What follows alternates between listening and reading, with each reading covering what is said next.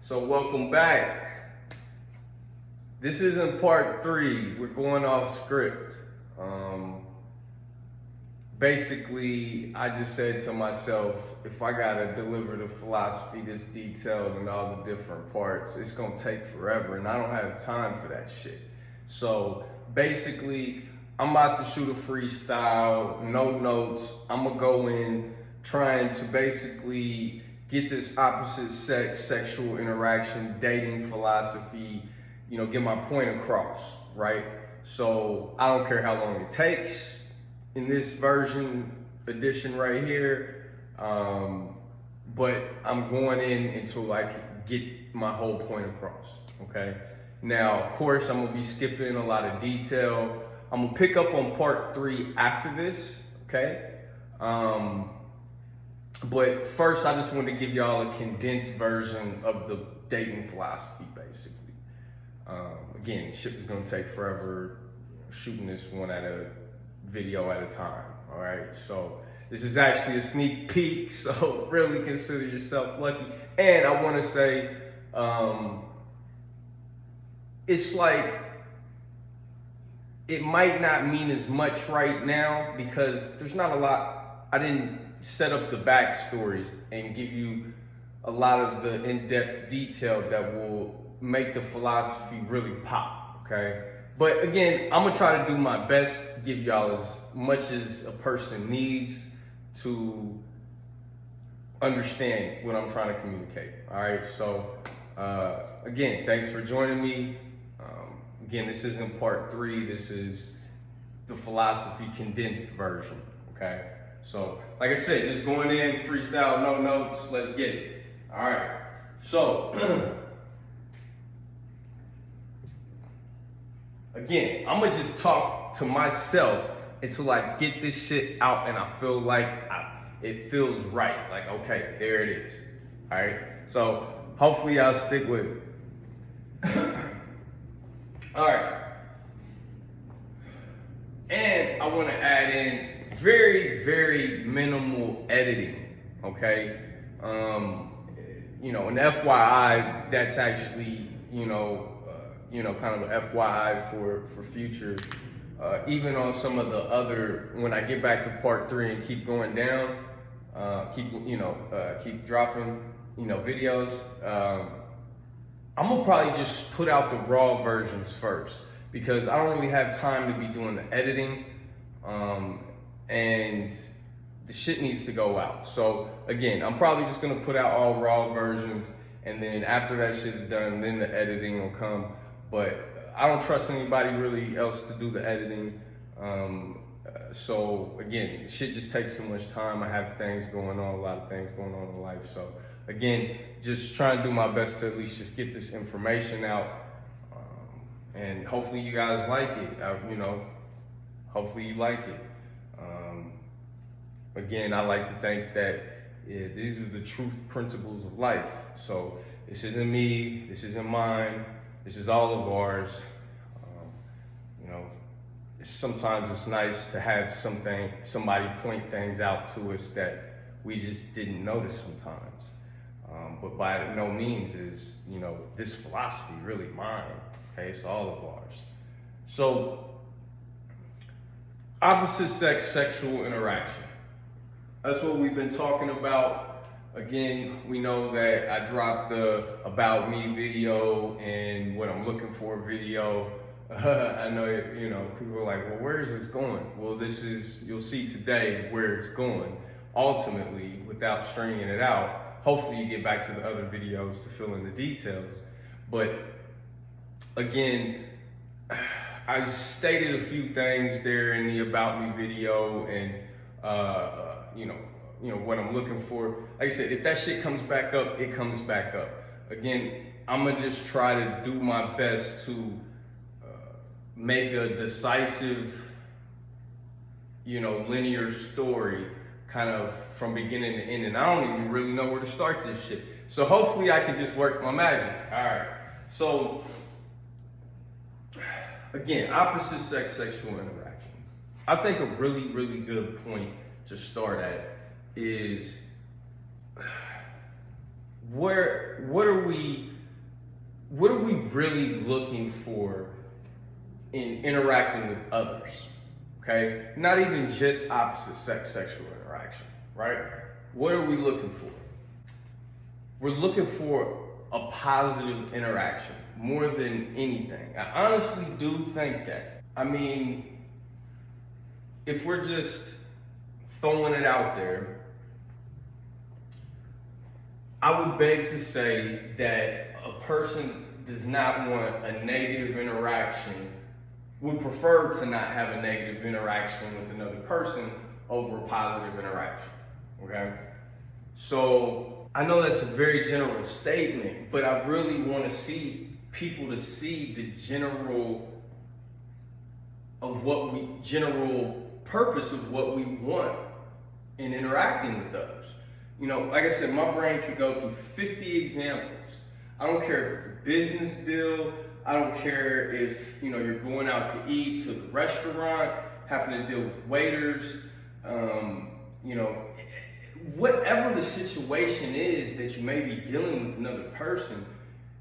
I think that a positive interaction is what I think we ultimately desire, okay? But if I cannot overstep my boundaries with that statement, I'll say something like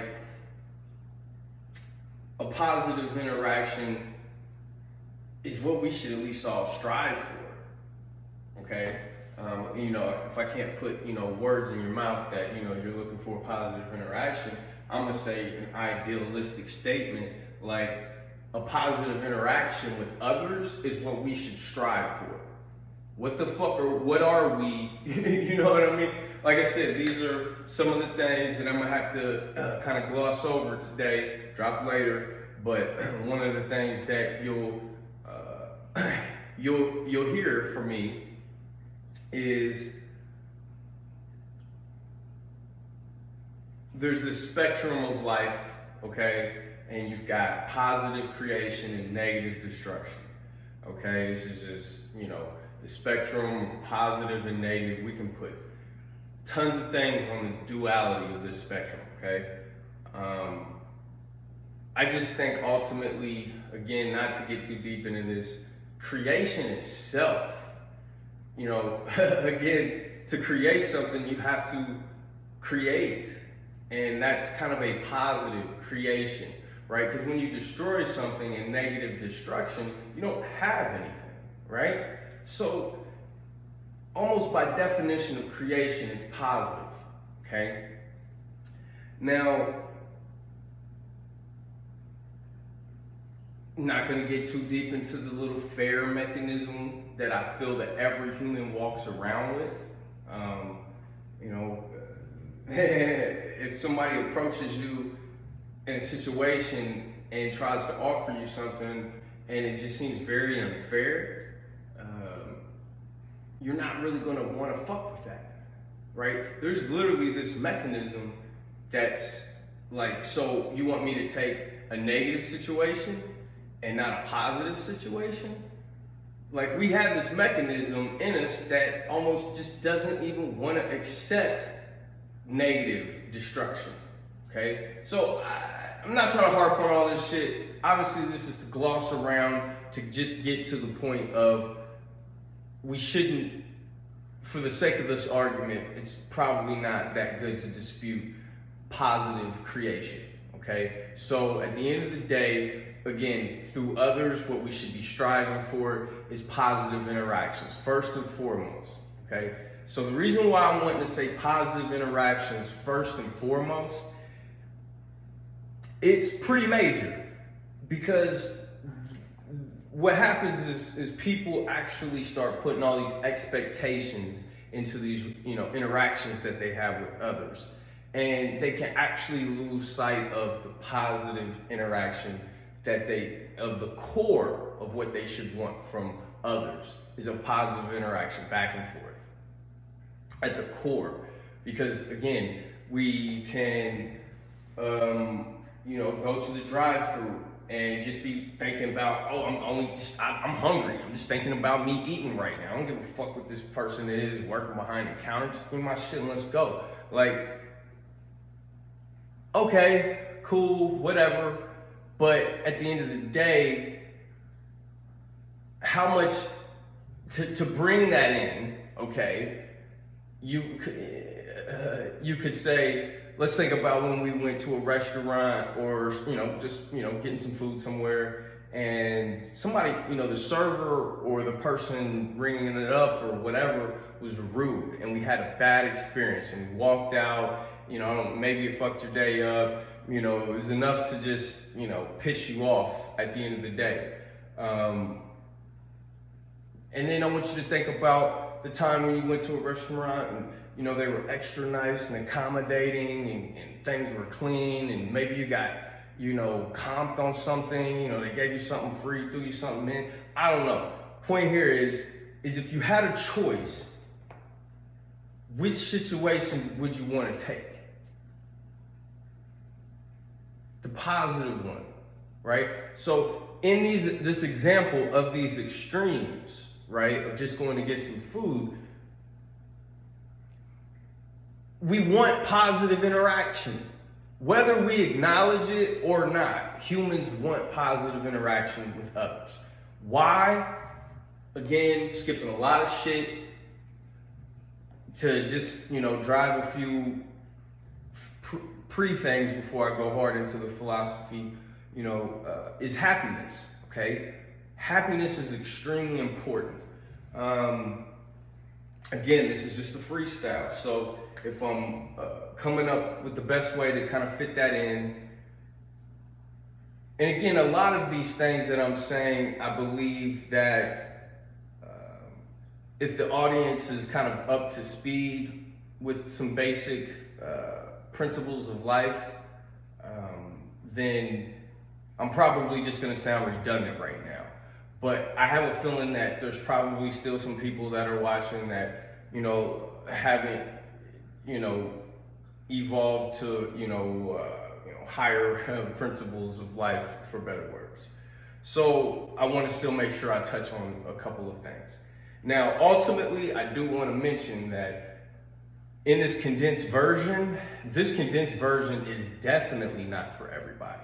Because I'll tell you right now, the long version isn't for everybody, okay? Not everybody's gonna be able to intellectually grasp and understand what I'm saying.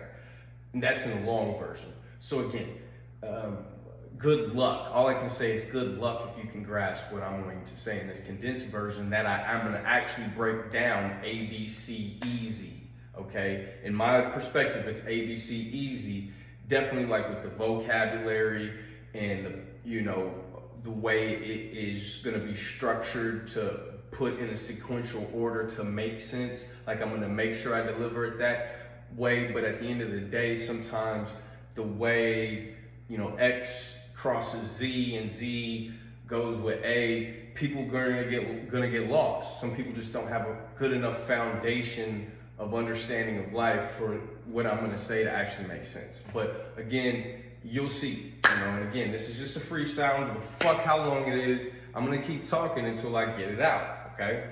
And I know some things I just need to mention. So anyway, back to happiness, all right? So happiness is one of those things to where, again, we all want it, every human. I'm not gonna go into huge concepts of life of why humans desire happiness, but we definitely deserve it. It was definitely our intended design, okay, to be joyful. So much of this life causes us not to be joyful. And what I mean by that is there's a lot of exterior events that happen that if you're just basing your happiness upon the way life is treating you, there's going to be tons of unhappiness moments here on earth, period. I don't give a fuck who you are. I don't give a fuck how much money you have. Don't give a fuck how much people are around you. This is just what it is. So again, happiness I'm not going to get into, teaching this concept as far as how to master happiness and things like that for one in their life. Again, I got to keep this the condensed version. But again, happiness is something that there's this, like I said, this meter inside of us that we just desire as we're living life, okay? So, how do we become happy, all right? Well, I'll tell you how you don't become happy real quick. Is do shit that makes you feel bad. Do shit that makes you feel bad. Like intentionally go do things that make you feel bad, right? Like you will see what happiness is. You might be asking, why am I going off on some tangent about happiness and shit like that, right? Well, basically, I want to say it like this, is with the happiness thing, to bring connection to the philosophy, again, let's bring it back from the beginning when I'm saying that our core fundamental principle of what we want when we're interacting with others is a positive interaction. Positive interaction that's doing shit that would lead to, a feeling of happiness, right? Really want to put it on a positive frequency, okay? And the positive frequency, it goes all the way from neutral to extremely high positive, right? So again, glossing over tons of shit right now, okay?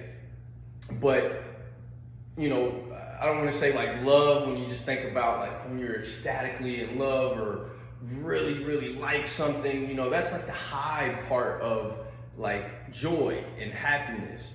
It's just called the positive frequency, but you'll see that different emotions land on that frequency, right? Like when you're at peace, that's not, I wouldn't say neutral, okay? At peace or contentment, it's just above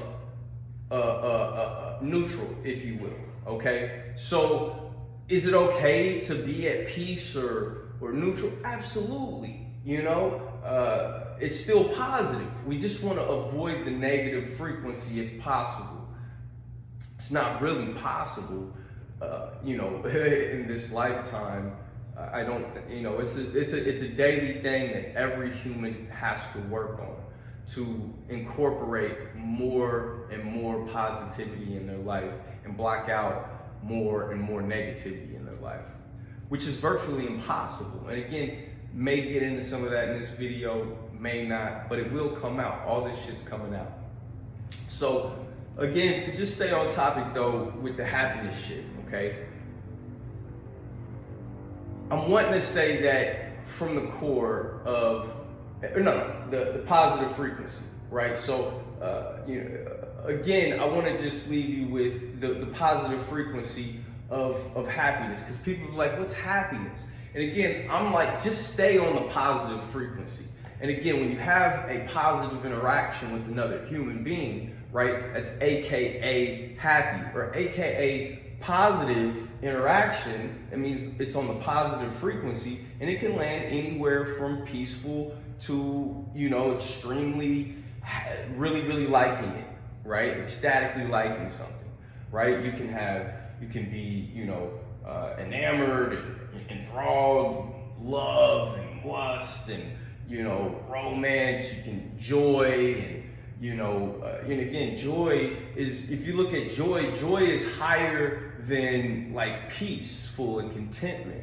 But joy is not as high on the frequency, the emotion of really, really liking something, or AKA love, if you will. Like, I love those biscuits, right? Like, that's a different than, I'm in joy right now. I feel good, I'm in joy, right? Like, again, there's levels to the positive emotion, but again, what I'm wanting to point out is from others, we would at least like have a positive interaction and not be negative. You know, we don't want, you know, we can have a subtly negative interaction, right? All the way to an extreme negative interaction, just like on the positive frequency. And right, sometimes, and again, we don't want to mix up positive and negative. Sometimes we can put, positive interaction and negative interaction in that term, but sometimes we can use negative and it's not in a negative sense because we're using it just in polarity, right? Again, I don't really have time to talk about the creation mechanics of the universe, you know, on how everything's just built on the duality in a spectrum, positive, negative. And again, you know, or we can look at magnetic and electric, or we can look at inflowing and outflowing, right? It's all the same, okay? And these are at some of the core fundamental beginnings of creation, of this duality in this universe. So, long story short, not to get all fucking crazy with all this shit, which I apparently am. And again, I'm gonna do my best to cut down these side tangents, okay? But sometimes when I just feel some information needs to be interjected for a bigger picture to be understood, that's just what I'm gonna do. So the real motherfuckers that's rocking, watching me, you know, hopefully the shit's useful. Again, I would like to just drive a point really clear down, but at the same time, I just know the way the common understanding of a person is, and I just know the information that they'll need to actually understand the point that I'm trying to make. Basically, if we're gonna look at this from the beginning, again, this opposite sex sexual interaction. Again, we don't want a negative interaction with a person, right? We definitely want a positive interaction with a person. Just what we want as humans. So, I'll mention this is one of the things that is the issue here on planet Earth. Is the exterior does not support principles of living well. Okay, that's for better words. Again, I'm trying to use vocabulary that we can all connect with now before I drop a lot of other information that, you know, we'll start looking at things with different vocabulary. But one of the things we can do as people is be better people, because when we're better people, we are a part of the environment for other people, right? I mean, you could be weird and say, okay, me, my body, that's a part of my environment. And let's just say that's subjective, that's you. And everything around you is your environment. So that would be other people. Now, life, you know, I hate to throw terms out like life is tough and things like that, because we still have to keep an optimistic perspective. We still have to keep a vision of the way we want things to be, okay? But there is a cold reality here. I don't give a shit what you've seen on social media, how good everything or people are doing and things like that. Life on Earth is not at its potential, at its maximum potential, not even close.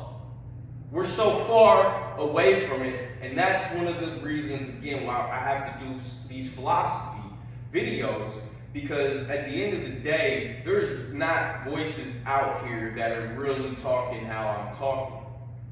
And this is the type of shit that is really going to change the way planet Earth functions. Because at the end of the day, I will throw out things like this. Some of the shit I'm talking about, it allows somebody to have the awareness of how they're acting or interacting, and they can make adjustments. And then once they make adjustments, then again, they're a part of the environment here. So the environment changes, but the only way the environment changes or the world changes is by taking self-responsibility. Each one of us taking self-responsibility. But again, sometimes life is extremely tough, because if it was as easy to figure out what I'm about to deliver, all the things that I'm about to deliver to you today, then it would just be easy for everybody to have the awareness and then know how they need to interact. I think people know better than a lot of things that they're doing, for sure. But at the end of the day, with the lack of the full understanding of a lot of things, it's hard not to be doing things you shouldn't be doing, okay? And that's to give people the benefit of the doubt on their downfalls.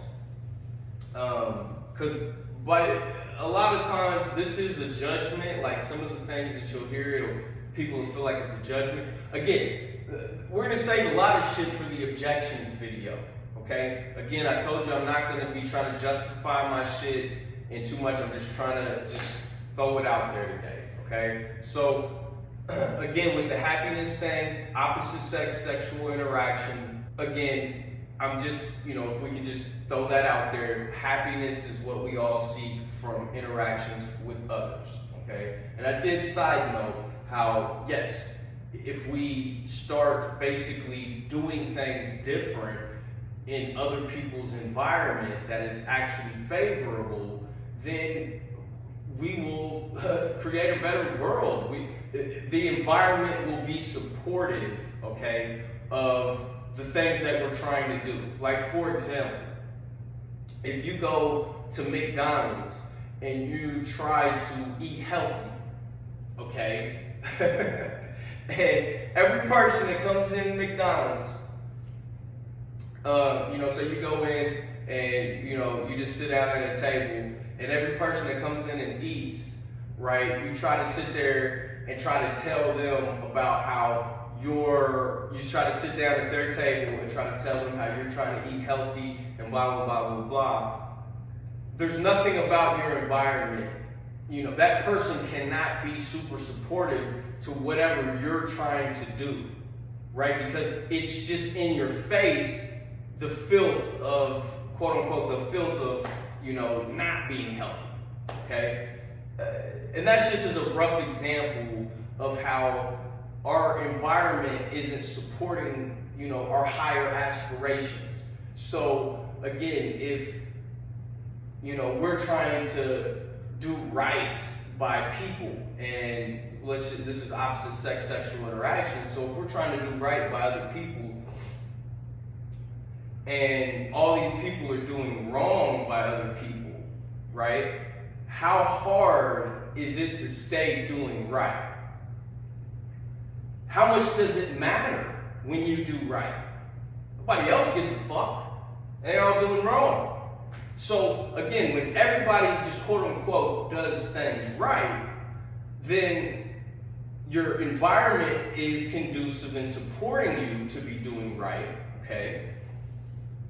And this is just what's needed for massive change. I don't want to get too deep into a lot of extra stuff that needs a lot more detail, okay? But I'm touching on these because these are principal things that people can't overlook of what the big picture is in this whole game. Person's probably just watching this and they're saying, how can I just get what I want? Is this person got some gold in teaching me some techniques in dating that's going to give me what I want, right? And, just really self-orientated, for better words. So let's just, skip over all of that, okay? Let's get back to it. And what we'll say is opposite sex sexual interaction, okay? So again, we know happiness is our first and core motive on what we're doing when we're interacting with others. Now let's bring the opposite sex sexual interaction part, okay? Now, why are we talking about opposite sex sexual interaction? So again, this is dating, so we're trying to stay focused and we're trying to give people the gold on their happiness in the dating realm, right? How do we become happy in the dating realm? Okay, so again, we know in context of opposite sex sexual interaction, that means opposite sex and sex is on the table, right? So long story short, let's get into sex. So I really like to break this one down for people extremely fucking simple, okay? But it's just again, I have to again overlook so much detail I wanted to give you and give you guys this big long story in a linear format. And by the end, and again, I'm still dropping it that way. And if this condensed version doesn't hit you, like really understanding, just stay tuned, okay? And watch the long version. It will hit you. It will all just start to come together. You'll have enough information at that point where it'll really all come together. But anyhow, opposite sex sexual interaction. Sex is on the table. What is sex? Sex is, like I said, just to get straight to it, not beat around the bush. But sex is here for procreation first and foremost. Okay, that's literally why the biological human man and woman. That's how we get here, and we continue the species is through sex, right? That's how babies are born.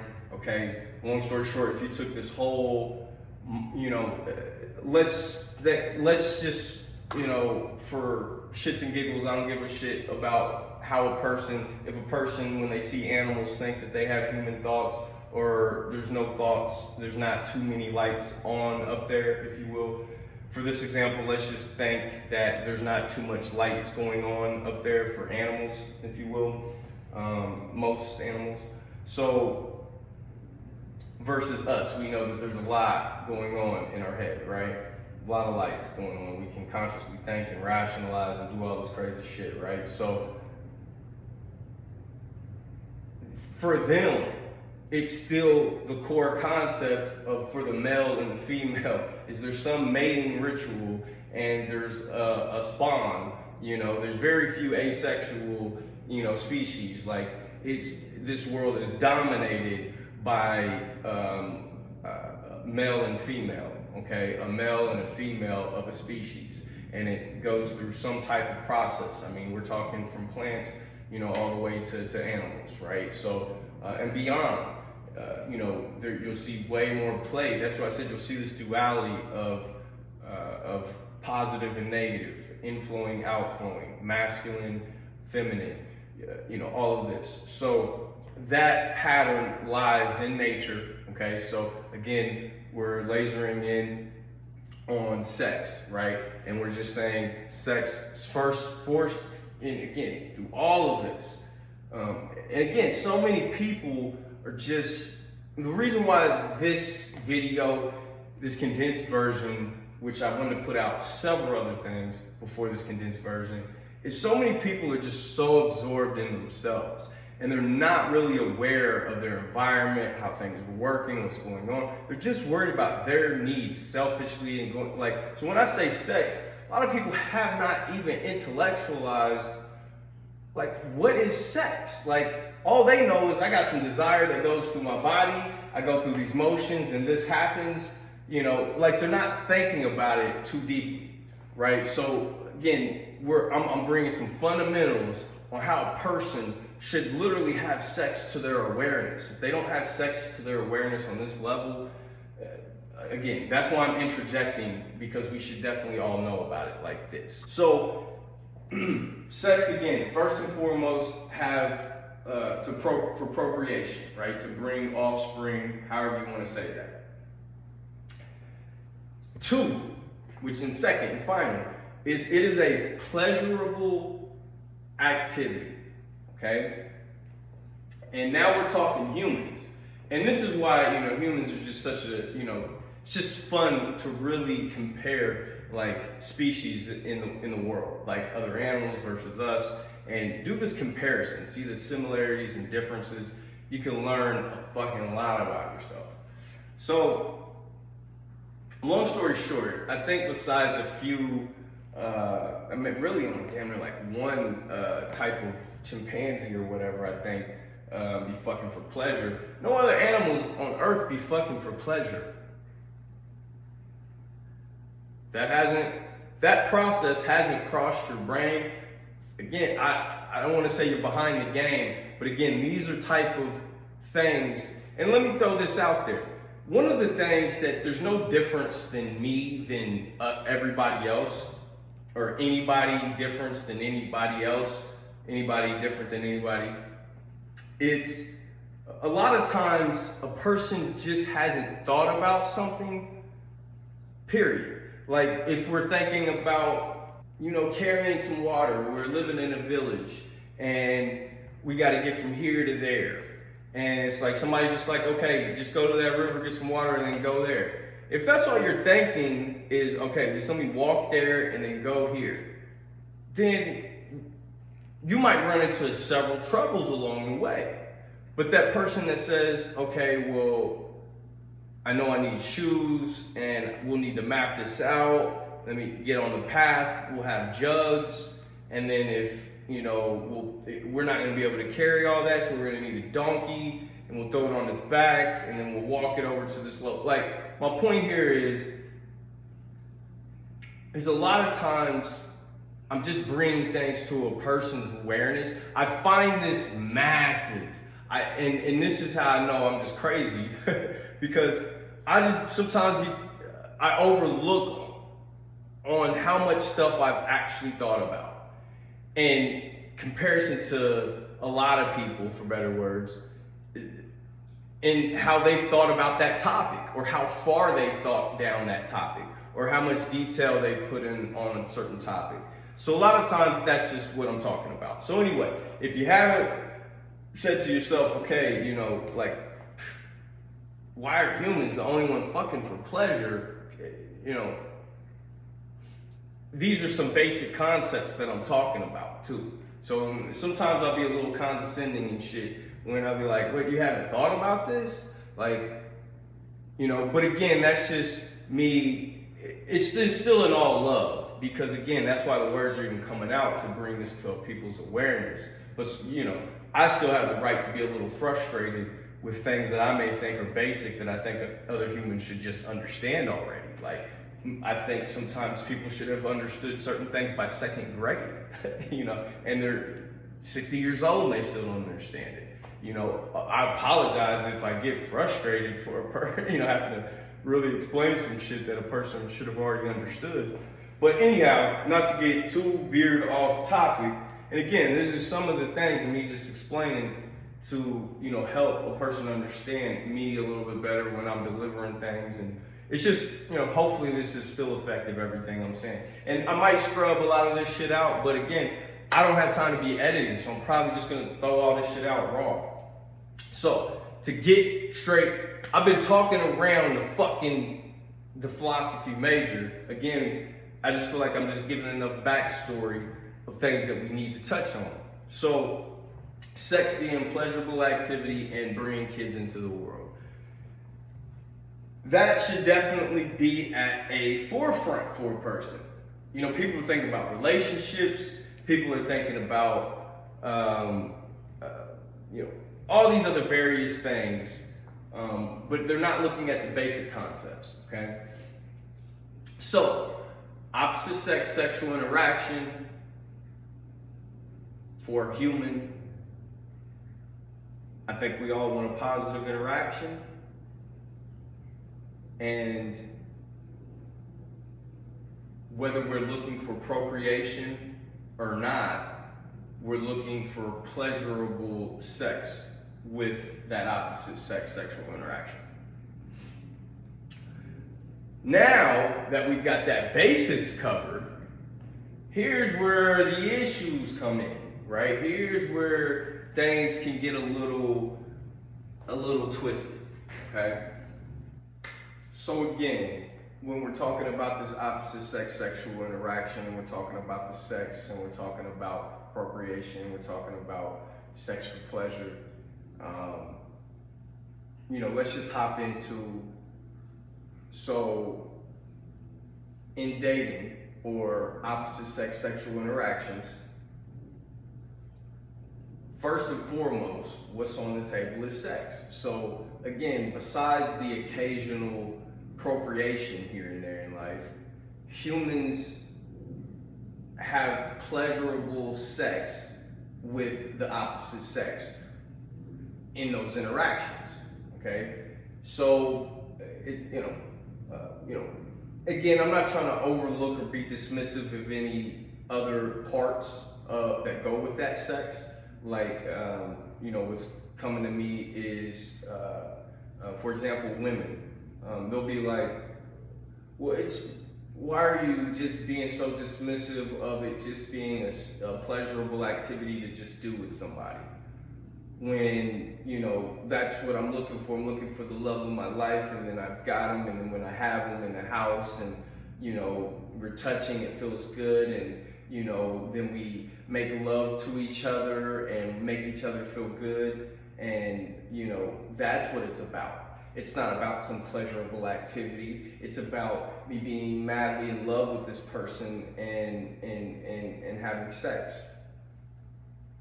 Sorry to burst your bubble. That's not the primary thing that's happening there, right? The primary thing that's happening is a pleasurable activity. That's just when we put love and romance on top of that, that's just an extra layer to blend in with the sex, the pleasurable activity. It really is. I'm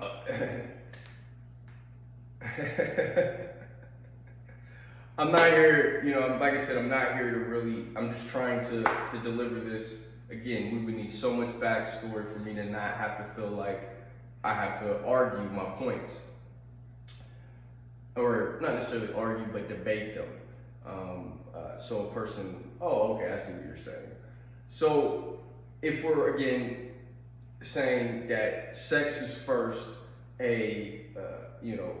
by nature, it's here for procreation, and then humans, we've evolved it, because again, you look at other animals that have not evolved past just procreation. We as humans, we're not gonna say how we got here. Again, talk about all that crazy shit, but we are here, and we can't deny that we seek out sex for pleasure. Men and women, okay? Don't give a shit what excuse you put on for why you're doing it. We still seek it out for pleasure. Now, with that being said, now I want to hop into, that's where the issue comes from. Is again, opposite sex, sexual interaction, you meet or whatever, and we know sex is on the table for pleasure, that's cool. But now, what are our expectations, right? So again, if we're focusing here on dating, right, we're gonna have a spectrum, right, of opposite sex sexual interactions, everything from, cash money exchanges to, marriage, if you will, all the way to, just free sex, or two people really liking each other, if you will, and wanting to share pleasurable, activity with each other because they just like each other, no other reason, right? There's no other expectations. That's basically kind of what one night stands are, right? We don't have any expectations. Something about you I like, something about you I like, let's, share this free sex. But again, there's a ton of spectrum that I don't even want to get into of all the different angles of how men and women go about opposite sex sexual interactions. And again, they can change this over their lifetime. They can be doing, employing several strategies at one time in life for the opposite sex.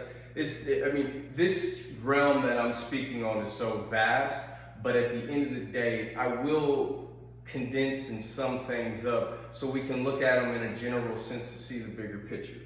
And then we can put whatever little detail we need in there because we have a bigger understanding. We know what's going on. We know how this thing works.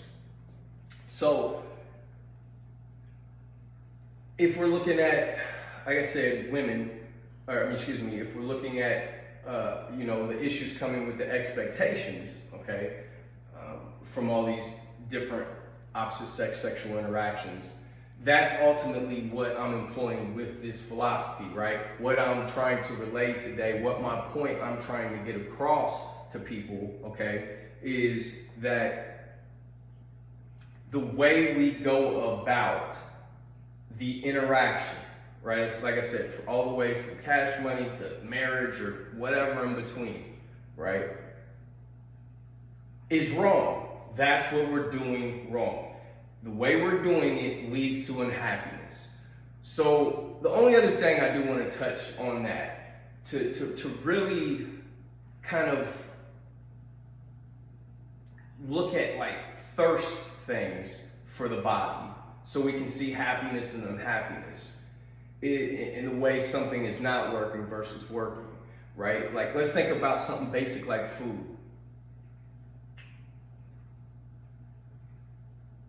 If you're eating, right, every human will feel this thing when they get hungry and they need to eat. So the thing is, if they don't eat, then they're not going to feel good, right? So by the act of not eating, they're actually, I don't want to say unhappy, but they're experiencing this thing in the body that is of displease, okay? And so again, if they don't eat, they can feel this feeling that's just natural called hunger, and they can become irritated and upset because they have this hunger, this negative unhappiness, quote unquote, we'll call it. And all it takes is to stop not eating, the action of just stop not eating, and then go take your body and go get some food and put it in you. Doing that makes your body feel, you just have a well-being that feels right? So my point here is the body will kind of show you balance, okay? The body will show you what's right and what's wrong. And again, this is to not get too deep into these concepts, but some of the things that we may have been taught, we're not paying, it's like, okay, this is how you do this and this is how you do that, and you'll be happy. But then we all do that, and our body says, oh, I'm having this feeling of displease. That didn't satisfy, that didn't bring me, happiness, for better words, positive frequency. So the reason why I'm speaking on this is because if I'm going to say that the reason why humans are not happy in their opposite sex sexual interactions, extremely ecstatically fulfilled, their highest potential, if you will, is because of and I'm saying it's because of the way they're going about it, if you will. I better be able to back up, like, what is the feedback loop of why I can't do things this way? It's like, this is the way I was taught, or this is the way I think I should do it, or whatever. But I just want to just throw that feedback that the body is ultimately going to tell you what's right and what's wrong. And again, that's just for better words, without getting into emotions and thoughts and spiritualness to say, these are intertwined to what tells you what's right and what's wrong. What doesn't feel right doesn't feel, feels wrong. But I'm just terming it for this video, this is the body. The body's going to tell you what's right, what's wrong, okay?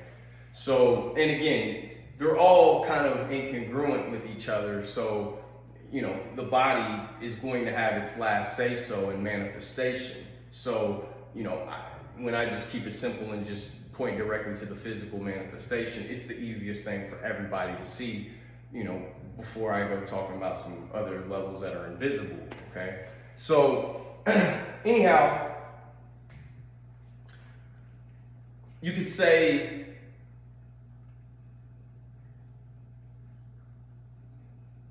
these things how we're going about these relationships, these interactions, okay, which I'm about to get on. So you hear me saying ultimately, right? And again, this is for women, right? This is only women should be watching this, really. So ultimately for women, I'm saying that, you're hearing me, especially if you heard the about me or you heard what I'm looking for. I'm not looking for that traditional relationship, okay? So we're going to explore where that traditional relationship thing comes from. Because it's valid, it's very valid. We just have to put it in its proper perspective in the opposite sex sexual interaction. Because again, that should be our focus of women, right? If I'm talking to women right now, all us women know that in a picture perfect world, if we could have knight in shining armor, come chivalrously take care of us and have this beautiful family. Like, it's just what every woman wants at the core, their childhood dreams, right? So, not to get into too much detail to really accurately put that, that's just a generic way of saying, and again, I speak for no woman. I will say this, because again, this is the condensed version, which I wanted to say a little bit for the objections video, but who the fuck am I? I'm a man. Who the fuck am I, a man trying to tell a woman how to be a woman? All right, that's a fucking crazy responsibility. When I realized that I had that responsibility, I have to take it with the most humbleness as possible. Because at the end of the day, I am man. My brain's wired like male. So I can never 100% relate to a female. However, I always like to point out to men and women that we are more alike than we're different. Okay, because we're human. We're human first, and the commonalities that a human has versus man and woman, okay, there's tons of differences that make a difference in the man and woman, okay? But ultimately, we all eat, we all sleep, we all shit, we all, again, men and women have more in common than differences, but there are some key differences that make the difference. Now, the reason why I'm mentioning about the relationship, the traditional relationship, is because I'm about to start attacking, men and women and who we really are fundamentally. Like from when we start talking about what sex is for originally, that most of us can't relate to, it's here for procreation. All we know is there's some system that runs in our body and we have desires and we go about life. We're not even reflecting the millions of years of evolution or the technologically sophisticated engineers, genetic engineers that potentially did some things to create what we are today. So I don't like to go too conspiracy with the genetic engineering thing. So whether that or whether it's natural evolution over the years, they both coincide so deeply that we can just look at what we're all more familiar with as far as the evolution. And some think come from apes and monkeys, and just kind of going with that story, because I'm pretty sure that most of us can see that over the years change happens, and that's called evolution. Right, so just to keep evolution simple, because I know some people are going to be coming from a lot of different train of thoughts, as far as with religion and 7 days God created, bam, 2,000, 3,000 years ago, and that's that. But again, even at that point, you could see that we're not living in villages and huts and shit like that anymore. There's a certain level of evolution that humanity is even taking, even if that's your paradigm. So again, we have to look at the change, but really effective that will drive my points. We are going to be looking more at evolution from an ape from millions of years ago coming, and even beyond that. We're just going to look at the general concept of evolution and things like that. So, but again, not trying to, get too deep right now with that. Long story short is men and women, again, want these relationships. Now, and again, who the fuck am I, right? Who the fuck am I to be trying to tell a woman, how to be? Y'all are really gonna have to set, why, I'm gonna have to shoot a later video for that, FYI, because I'll be speaking forever on that topic. But just know it comes from the bottom of my heart. I love every male, every female in the universe, if you will, at its, top, God, if you will, consciousness, principle. So, one, all's one. So, just know I'm not coming from a male chauvinistic, or, a guy who, doesn't like women, or, somebody's trying to manipulate you, or, anything like that. I come from the most humblest place when I'm trying to tell a woman about herself, or how she could potentially act differently and get different results. Because, I don't want to talk about girl code, or I don't want to talk about, any of that shit. But just know, fuck with me. Just fuck with me. That's all I can say. So let's get to the relationship thing, because that's ultimately what most females want. Okay. And again, we've heard me talk about I don't really fuck with the traditional relationship. So what's going on here?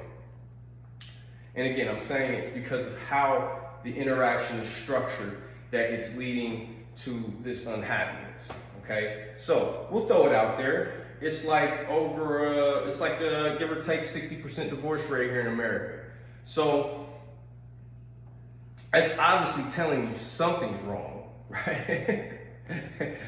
Over half the people have those intentions. Like, if you get in a marriage, you probably didn't have intentions of divorce. Okay. At least your first marriage.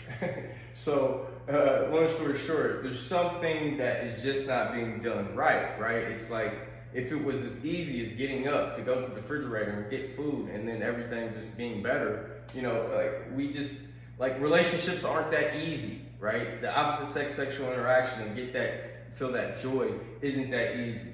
One of the huge differences is because men and women, there is huge differences, and we don't understand each other, okay? Now that's some of the shit we're about to just hop into, is some of these big differences, because they just really have to be brought to the forefront. Some of the big differences is why women want relationships so much, okay? And why men, so I want to speak for males to a degree, okay? And again, we just gotta wait for longer versions of all this. I just gotta condense this. But men really don't care for relationships. Like, this is like, I'll give you an example like this. Like, if you were to say, line up pretty much every male on planet Earth, and you were to say, okay, here's the option I'm gonna give you. I'm gonna let you pick one woman that you can be with for the rest of your life in this traditional relationship, okay, happily ever after, or I'm gonna allow you to fuck a new woman 3 times a week for the rest of your life.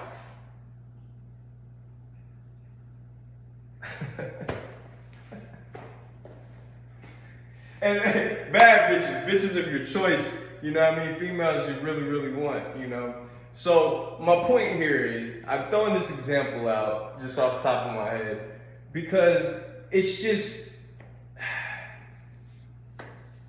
sure, there might be some unfulfilling things, which we could try to incorporate to make that, fulfilling, 3 women a week scenario work, because a guy might say, oh, well, I do want a little bit more love in my life, or, somebody I can bond to. I'm not going to say, men don't want that. But I'm just going to say that pretty much every man's going to take that offer on planet Earth. If that was guaranteed, and those were the 2 options. If you gave those 2 options to a woman, you could fuck a new guy of your choice 3 of them a week, or you could have a man of your dreams, just him, live happily ever after. She's gonna take option 2 every fucking time. So there is a fundamental difference in us, okay? Now, I do want to speak to the relationship part in a man, because I don't, like I said, women are hearing me like, oh, okay, I see you don't believe in traditional relationships, but, I see all these men getting in relationships and they want them and blah, blah, blah. I'm trying to let you know what they're lying about, okay? So most men are either confused or they are, okay, let me back that up. Most men, I'm gonna go on a limb on how they're viewing relationships. So we're birthed into a world, first of all, that say, okay, it's mommy and daddy and there's a family, right? So this is the way that works. So we're birthed into a world saying, okay, that's what I need because that's what they're saying, the way it works. You look on TV, all the programming, and then, when you're interacting with women, right, you'll find that they're really, kind of sprung on forcing the issue on relationships. So that's the other aspect I really want to put out is beyond why a man thinks he wants a relationship because of the world he was birthed into. He has a high level of manipulation coming from the female to basically force him into a relationship. Because that's what she wants. It's just what she wants. So again, in those two examples, what a man would have taken 3 a week or a wife, he would take the 3 a week. Now, why do we hear all day long, men cheat? Why do we hear men, all they want is sex and blah, blah, blah, blah, blah. Women don't understand this, and this is what I'm trying to bring a little bit of light to today, okay? Because it literally, and again, some of the back talk, we need way more back talk than this. And this is crazy because this is long as fuck, and this is the condensed version. But there's this one part that I was wanting to speak on to where we have to wake up and be aware that the opposite sex is different than us, okay? They desire things, and that's fine, okay? It's just how do we make it work together in our modern society with the modern human today? So I mean, if we're looking at it from some of these perspectives, okay, we have to see that why does the woman want a relationship, first of all? Like I said, because we've got to start touching on some of these core things so we can bridge this difference with each other, okay? And again, why do men want sex, right? Let's just keep it simple. Why do men want sex? Why do women want relationships? And again, I'm just trying to throw that out there that, some women listen like, oh, men want relationships.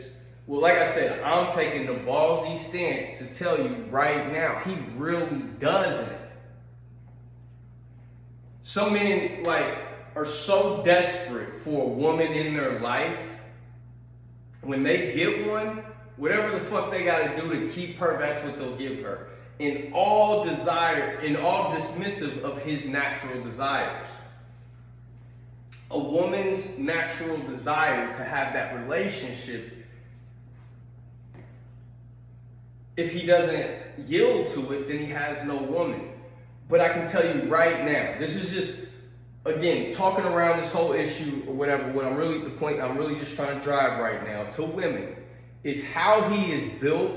He is either lying to himself because of multiple factors, right? Because of the manipulation that a woman, he has to act a certain way to keep her, or life said, you're not a real man if you don't have a family and a wife and keep all these things. But I'm just telling you, throwing even in that point of why men cheat, right? Men are wired to want new pussy. Just what it is. Okay? Sorry to be the bearer of bad news. We're going to explain why this is. But there's something deep inside the male that just wants new pussy. Just wants sex. He wants to he wants to fuck everything that is fuckable. Trust me, a man wants to fuck everything that is fuckable. I'm just breaking down the man. Here's the thing, is men can't give you this, what I'm giving you right now, because they're not in tune with themselves enough. Most men are super delusional to themselves. So if you even ask a man about some of the things I'm saying, you might not even get the conclusions that I'm telling you is the truth, because he's just not in tune with himself.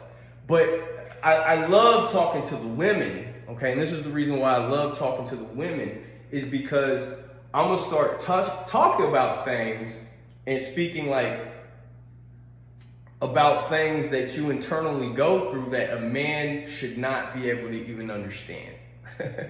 And if I nail it, if I nail what is internally going on in the female, it just validates furthermore, what I'm trying to explain. Okay, that's, like I said, I don't know, I'm veering off. So,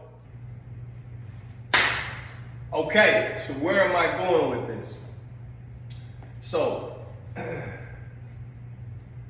if we're looking at, okay, so let's talk for a bit. So if we're looking at the situation, okay, and we're saying, okay, with this crazy ass example, why would women take the relationship over just random sex throughout the week? And why would men? And is he even right in his assumption that men would take 3 women a week versus a relationship, a happy, loving relationship? Is he, I don't necessarily believe that. That's, from a woman's perspective, I can see a lot of women saying that. But women definitely see men like sex, and there's a difference. But again, what's going on here? So again, what I'm gonna do is I'm gonna go back prehistoric, basically, okay? So prehistory, that's the only way a lot of this shit makes sense. Again, I always say, again, I just wanted to save it for later, but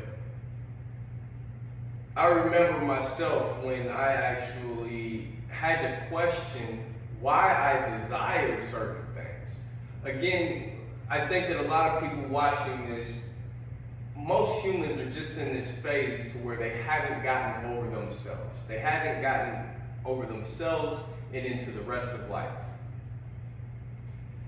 And one of the things, again, about being, kind of in your own thing is not being able to see the perspective of others.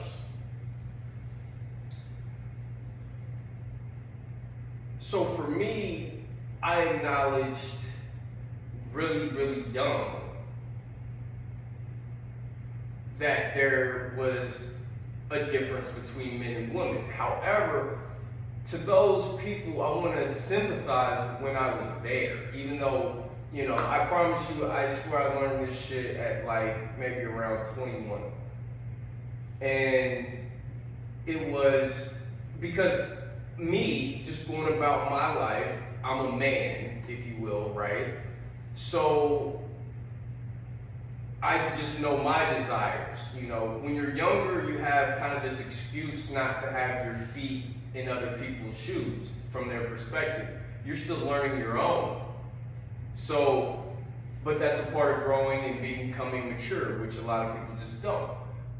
Long story short, I remember having a girlfriend or, relationships and being like, why is she not more like me?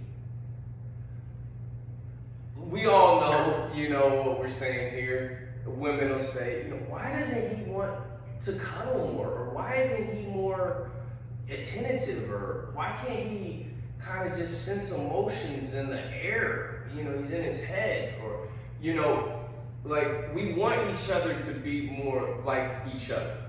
Men want women to be more like men, and women want men to be more like women.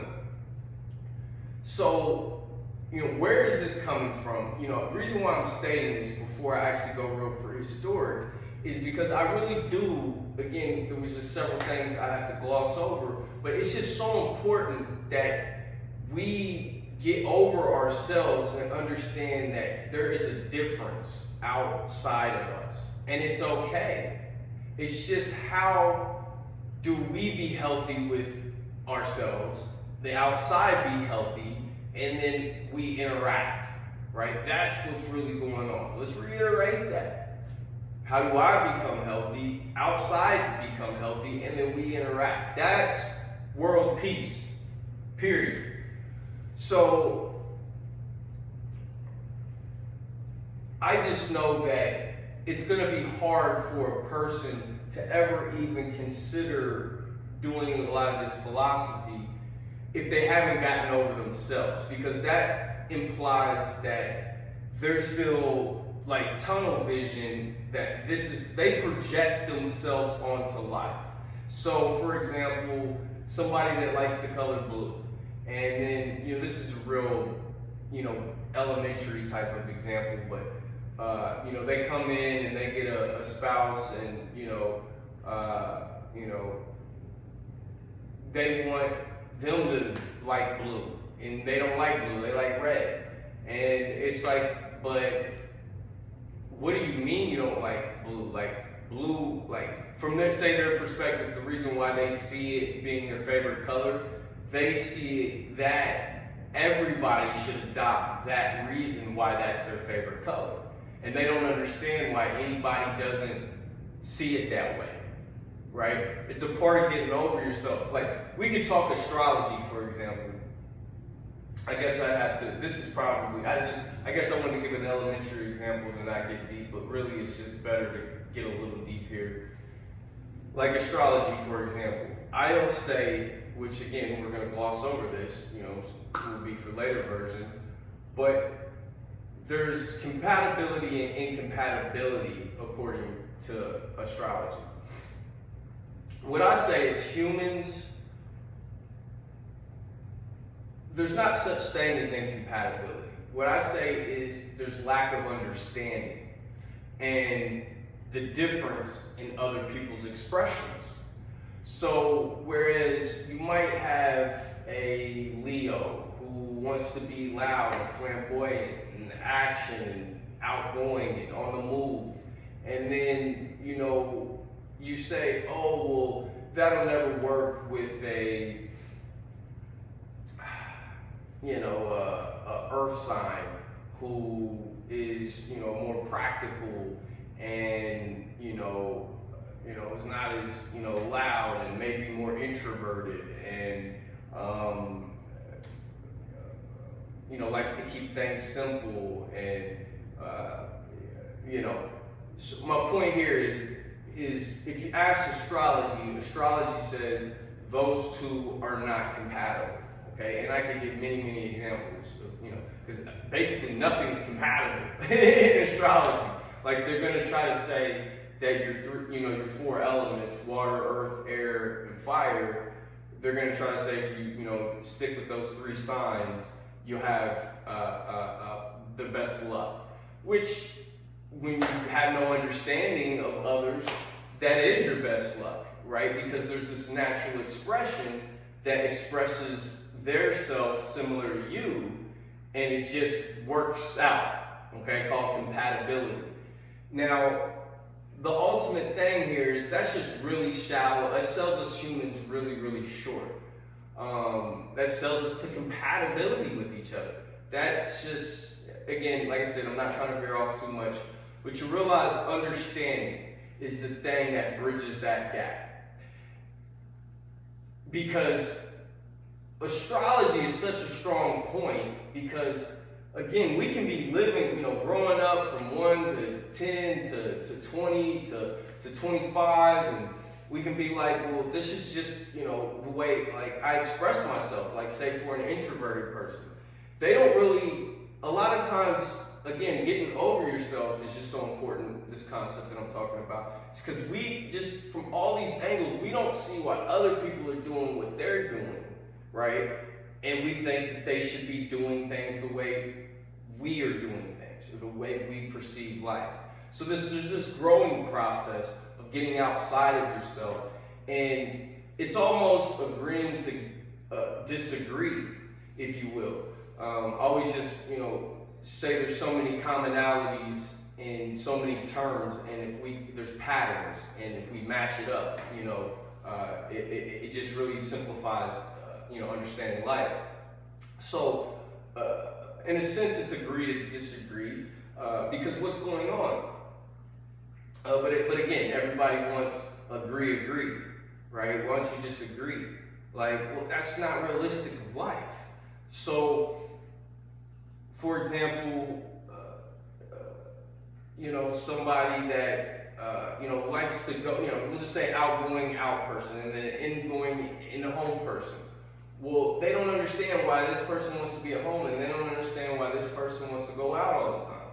Well, let's say, bring understanding. Oh, well, that's because this person is this sign of astrology, and it's just in their nature to do that. Now I can see that. I see the difference in humans because astrology showed me that if you were birthed at this time, you just have this expression, and I just find too much of it to fall true for it to be coincidental. That's why I'm bringing astrology up, because I think a lot of us, as much as, it's still kind of taboo in 2023, it's a thing that most of us can see some consistency in and know there's some truth there, which again, I don't want to talk on. But I'm bringing this up because it's such a good example to show why you have to understand another. And now, if you say in that example, bring understanding, well, this person says, well, I know this person likes to be at home. You know what I mean? Like, there's nothing wrong with that. And you know what? I like to be out, but you know what? I like this person to be happy. So I'm going to sacrifice going out and stick out at home for a little while, right? And express myself the way that they express themselves. And vice versa. That person's like, well, I typically like the house. Well, this person likes to go out, so I want this person to be happy, so let me get my ass out the house and, go interact. And it's this give and take thing with understanding. It's not this agree thing, okay? Again, that's pure compatibility. Like, astrology is so hard because most people listening only know your sun sign. So when you see how vast astrology really is, that's why if you have like 2 sun sign Leos, they're vastly different because there's so much more to each of their astrology. But ultimately, what I'm just trying to point out here is sometimes compatibility is beautiful. Sometimes compatibility is beautiful because you don't have to understand, right? You don't have to not do things the way you want. But again, one thing this life will show you is things are so vast that to just put yourself in a bubble with things that are just like you, it's just probably not good, right? And again, I'm just going to gloss over because I don't feel like going into too much philosophy there. But my point here is getting over yourself, okay? And I'm giving the example of astrology because ultimately what I'm trying to show is even when to go back to when I was young, when I started to get over myself, to put myself in other people's shoes for various reasons of growth. One of the areas I had to get over myself was with women, right? And stop seeing things. Well, what is the difference? Why is the difference? And then start understanding it and working with it, right? Unfortunately, I will FYI, and this is why I'm able to do this video in these series because of the level that I feel that I've taken the time to understand the female. Unfortunately, I just don't bump into too many women that have taken the time to learn the male and understand the male. And you'll see why right now. So, again, I just wanted to throw out that little part. We got to get over ourselves. Life is different. And the more we kind of agree to disagree or do an understanding of each other and then do a sacrifice of the way one likes something and then giving them what they want and then the sacrifice and then giving them what they want, the more harmonious we'll get. The clearer picture of how this shit operates and harmony works. Because again, from what I was trying to explain earlier, it's the structure of how we're going about shit that leads to unhappiness or non-harmonious or our body saying something's just not right. So how do we make that right? Okay, we need to start interacting different with each other. Okay, now I'll get to where we're at in 2023 as humans, but let's go back to, like I said, prehistoric, and because this really just starts to pinpoint and really start to step back and say, okay, well, let me get the fuck over myself. There's programs that were running millions of years ago before I even got to this place on Earth that, are in me. Literally programs which we'll call instincts, right? Or, we'll call genetics, if you will. There's, a lot of ways to look at that. People are gonna have a lot of vocab. But the point is that's what we're looking at, is getting over ourselves to say, are my desires really unique? That's another thing I want to say, right? Because it's just, that's one of the places I think we come from when we're real young, is we literally think almost every desire we have is unique. And the more we get out of ourselves and realize that it's really universal, everybody has these desires in different ways, and again, according to whether the male or different astrologies or different environmental factors of why they like and don't like things, the quicker we, come to the understanding of these differences, the more we can actually work with them. But again, our desires are not unique, okay? They're just not.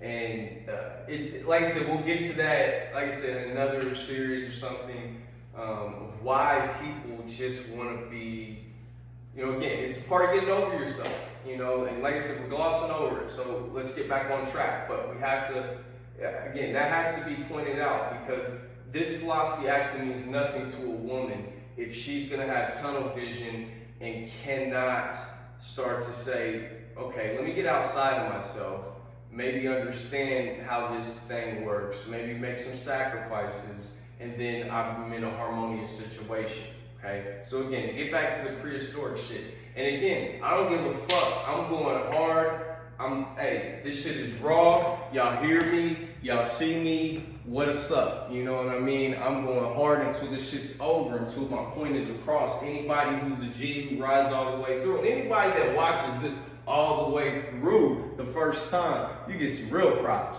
I know some people might get back to the settings, but I can tell you, don't take too much time off, because the brain won't, more than likely be able to connect, all this shit that I'm saying in a very, not the best presentation. I'm just freestyling. Remember to make a point, but this is a huge philosophy that would take multiple hour videos that I'm literally just trying to come in one condensed version. So please bear with me. So if we go back prehistoric, okay? So if we go back prehistoric, we're talking, the best way to look at this is, again, men and women, because we have to see the big differences in them. So for shits and giggles too, with the philosophy, okay, I want to bring this concept of evolution looking like this, to where there was an ocean, and then, long story short, algae, life happens, and algae's in there, and then it becomes a multi-single, celled organism, and now you got fish, and then they hop out the water, and they say, from there, and then they hopped out of the, water and start flying too, okay, getting wings. So now you got birds. Who gives a shit about that? We're not really concerned about that lineage. We're concerned about the land mammal lineage. So then you have lizards, because, fish got out on land and it was amphibians and shit. And then, then some, catastrophes and shit happened where, some animals had to go underground. And, that's where then you get mammals, popping out, and, little, anything from like just the first like little furry mouse type of looking thing. And then that flourished all the warm-blooded animals that you see, okay? So again, we can say that line went to an ape, and then we can just say we came out of that, okay? Now, I don't give a shit if that's real or not, or if that's how it happened or not. Let's just try to keep that in our peripheral because it might help us with the structure of putting some shit together, okay? And one of the biggest things that I want to take from this, the reason why I actually say that is because even if I ever reference back to apes, okay, there was a lot of genetic evolution before it got to apes, okay? So long story short, there's parts of our brain, okay, in the limbic system, your mammalian brain, your mammal brain, and then your outer cortex, your human brain. So, your thinking, rational, reasoning brain, right? So the point is through the stages of evolution, your brain, evolved. And again, through this process, we can kind of say, okay, sure, may have came from apes, if you will, which again, we'll talk about conspiracy and all that other shit later. But for the common general understanding, if we came from apes came from something else, right? Through there, all the way to algae. So I want to say that we share a common bond all the way to algae. Now the point here is where we really start talking about the limbic system and things, we start talking about the reptilian brain, okay? Again, I don't want to say this is kind of for the advanced person, but it really is. If you're listening to me in a condensed version, if you don't have, a lot of repertoire, and breaking shit down simple, but there's some things that I'm just not going to be able to just keep too simple. So again, the brain, and I'm talking real simple in the brain because the brain's way more complex than I'm talking about right now. So so the reason why I wanted to talk about this whole little evolutionary path is because we're going to be talking about desires inside of us humans, okay, men and women, and you can't even look to apes to see this behavior. You'll actually have to look back further down the lineage, and even to help out, like I said, I might give examples of other animals that you can kind of be able to relate to. So again, that's just kind of a forewarning or forward to why we want to even kind of see this type of evolution thing.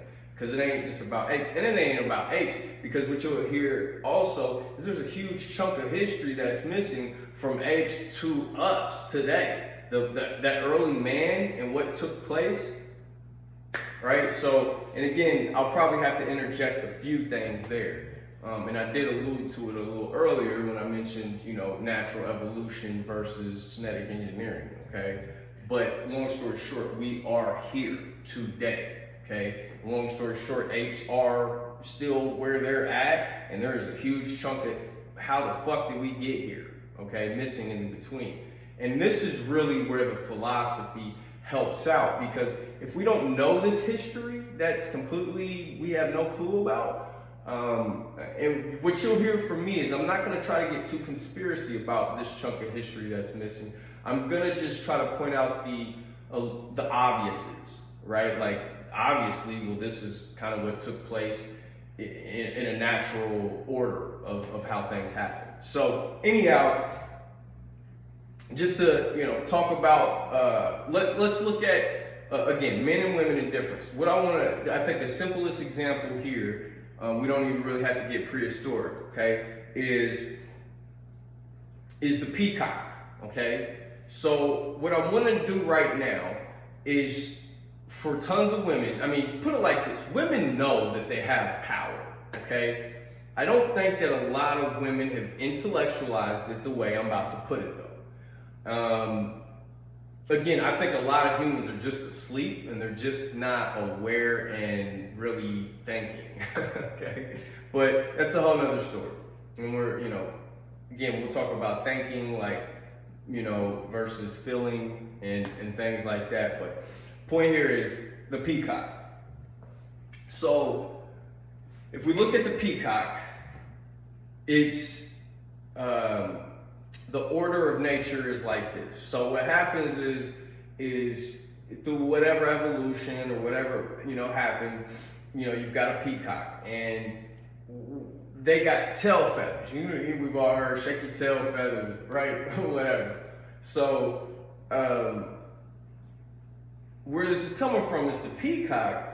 And what the peacock has done is, what happens in their mating process, okay, is the men peacocks come up to the female, okay, and they try to show off their peacock. And the biggest and brightest ones in for their mating is, I believe, what the female ends up choosing. So ultimately, they just got this whole, mating thing where in their cycle, just the men just get these big ass, and bigger and brighter probably every thousands of years, right? Because that's they just keep promoting that. The female does too. So this is jam-packed, full of examples of how we can relate to an animal, but we just are so lost in this world and what it's saying and how our desires, and we're confused, to not, we're gonna really relate on this one, all right? So if we say, okay,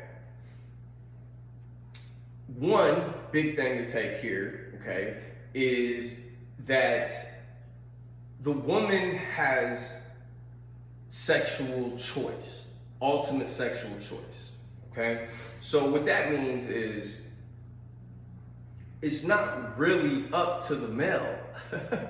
This is one of those obvious things, man, and I'm telling you right now, as a man, this one was hard to accept. And, again, no men should be watching this right now. But, once, I'm the bearer of bad news to them, which, this one's not, this one, if you follow evolutionary psychology, what I'm talking about right now, I mean, this concept's out there. I try to make a distinguishment between, known information that's out there versus, something that I'm bringing new, okay?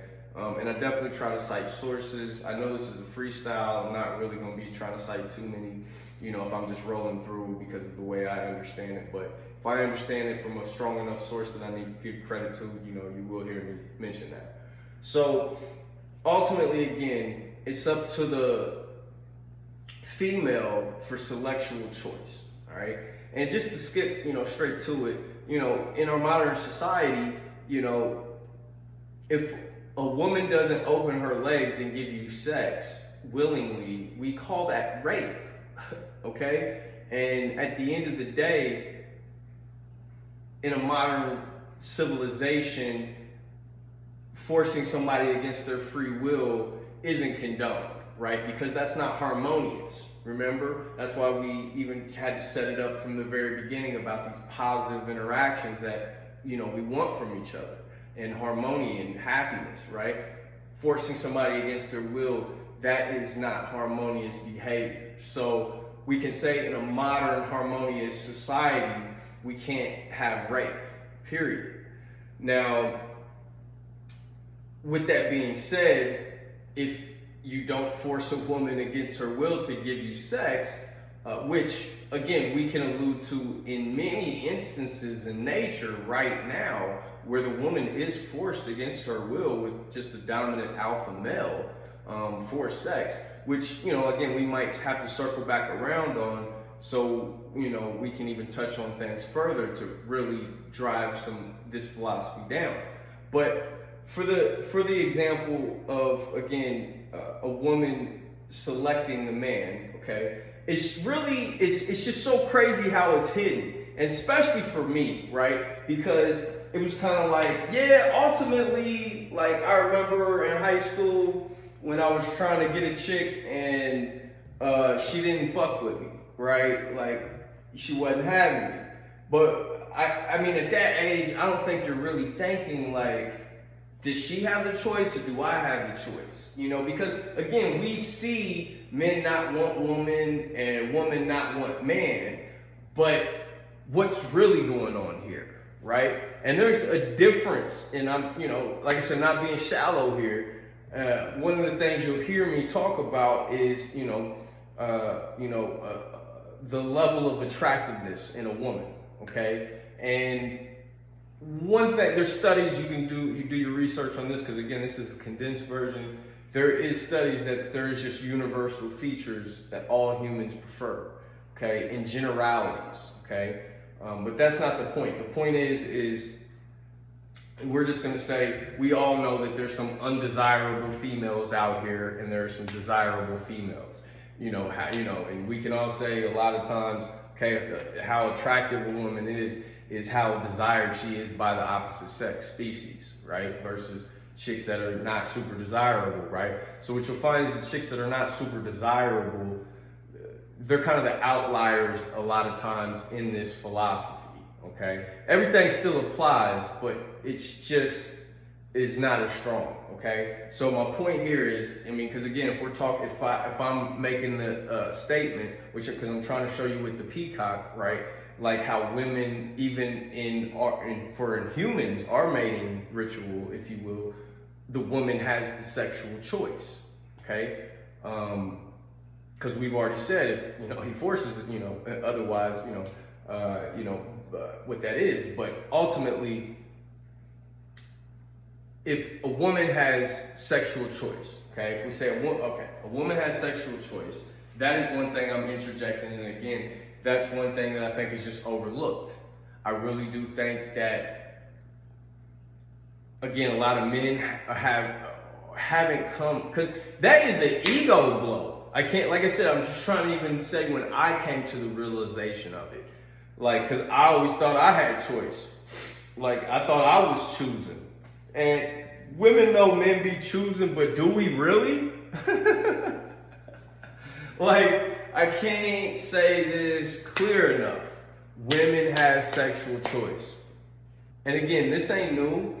What you'll find is, it's just women know that a lot of women haven't intellectualized it like this.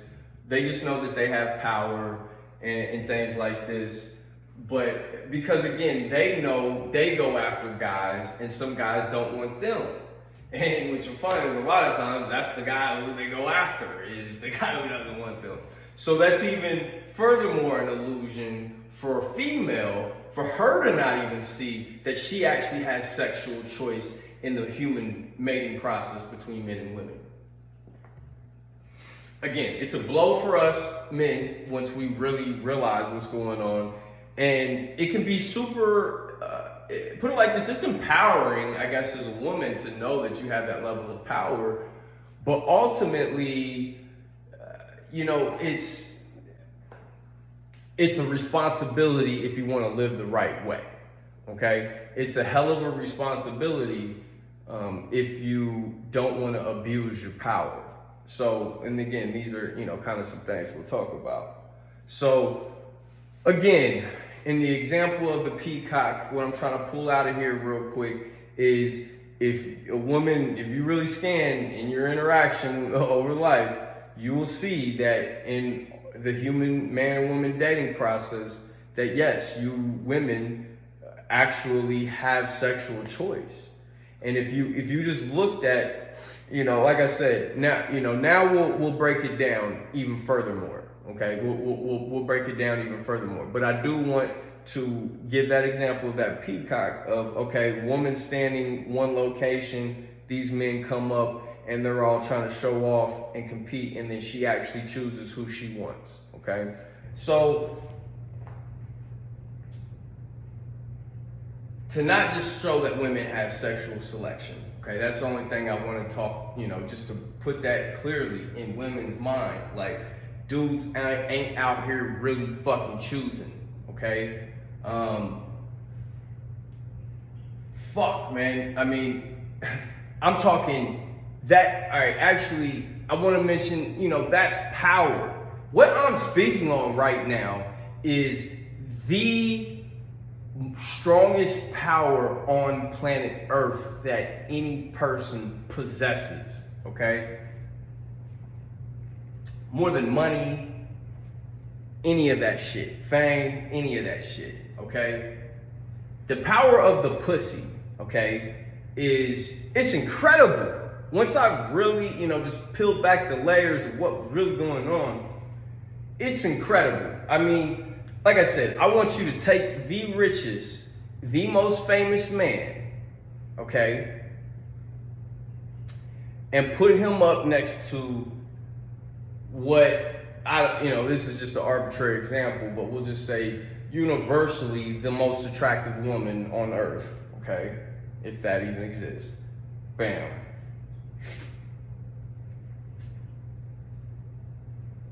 Or, for better words for this example, let's say there's some universal woman that is whatever type a dude has, his ideal type, if you will, that's who it is for her in that situation. Okay, that's like who she is, in a situation. Now,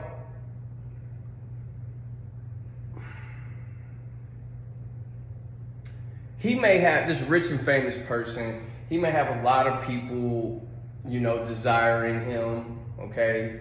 People wanting him for various reasons, business-wise, or, whatever. Does he have a pretty good selection of females who want to be in a relationship with him? Sure. But I'm really trying to zone in on the power here, because what I'm gonna go on a limb and say is, you could just imagine, what are we talking, like a Saudi prince? I don't give a fuck, right? Like, this guy's got everything, right? He owns a whole fucking country, and he's not as powerful in intrinsic value, if you will, than this. And let's say this woman, right? This, every guy's, most attractive woman. She ain't got a dime to her name. She, barely, knows how to speak proper languages and blah, blah, blah, blah, blah.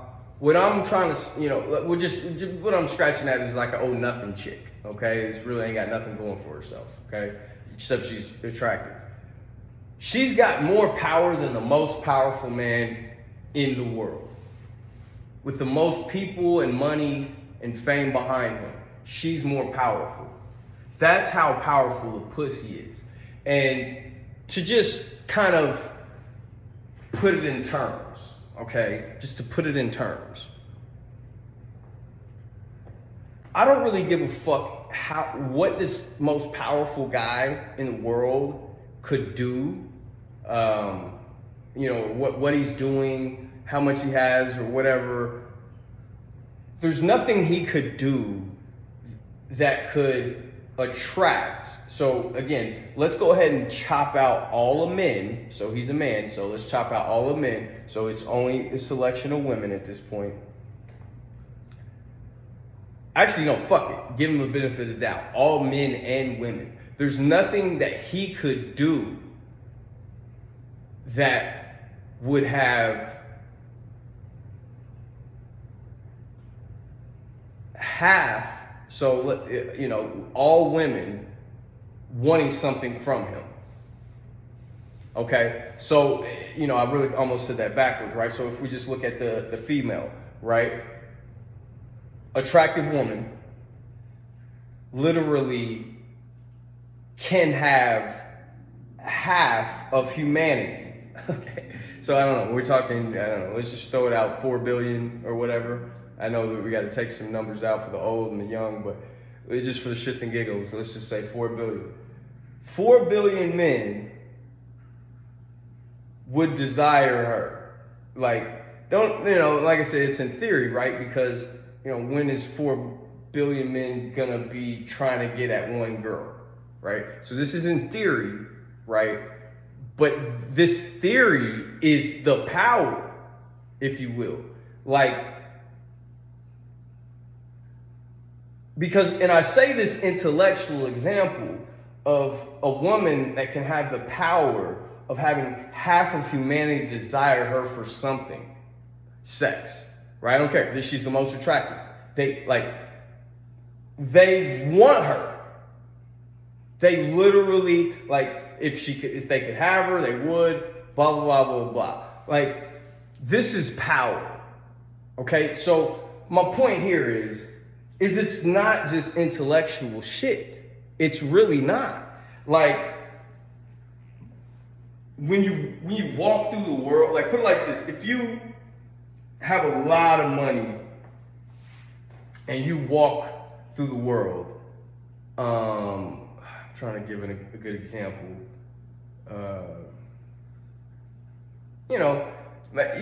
Just say you got a lot in your pockets, and you could, you got so much, you got 20 years of your life taken care of, and you could trick off 20s of thousands of dollars on, random, weekends, and you walk in, you could, buy this shit. It's nothing, ain't tricking if you got it. Buy this dinner. My point is okay, like, picture that person, that level of power that person feels inside of them, right? Remember that body thing that I was saying? You can just like feel things. Think about that power that person has when they're walking, okay? Cool.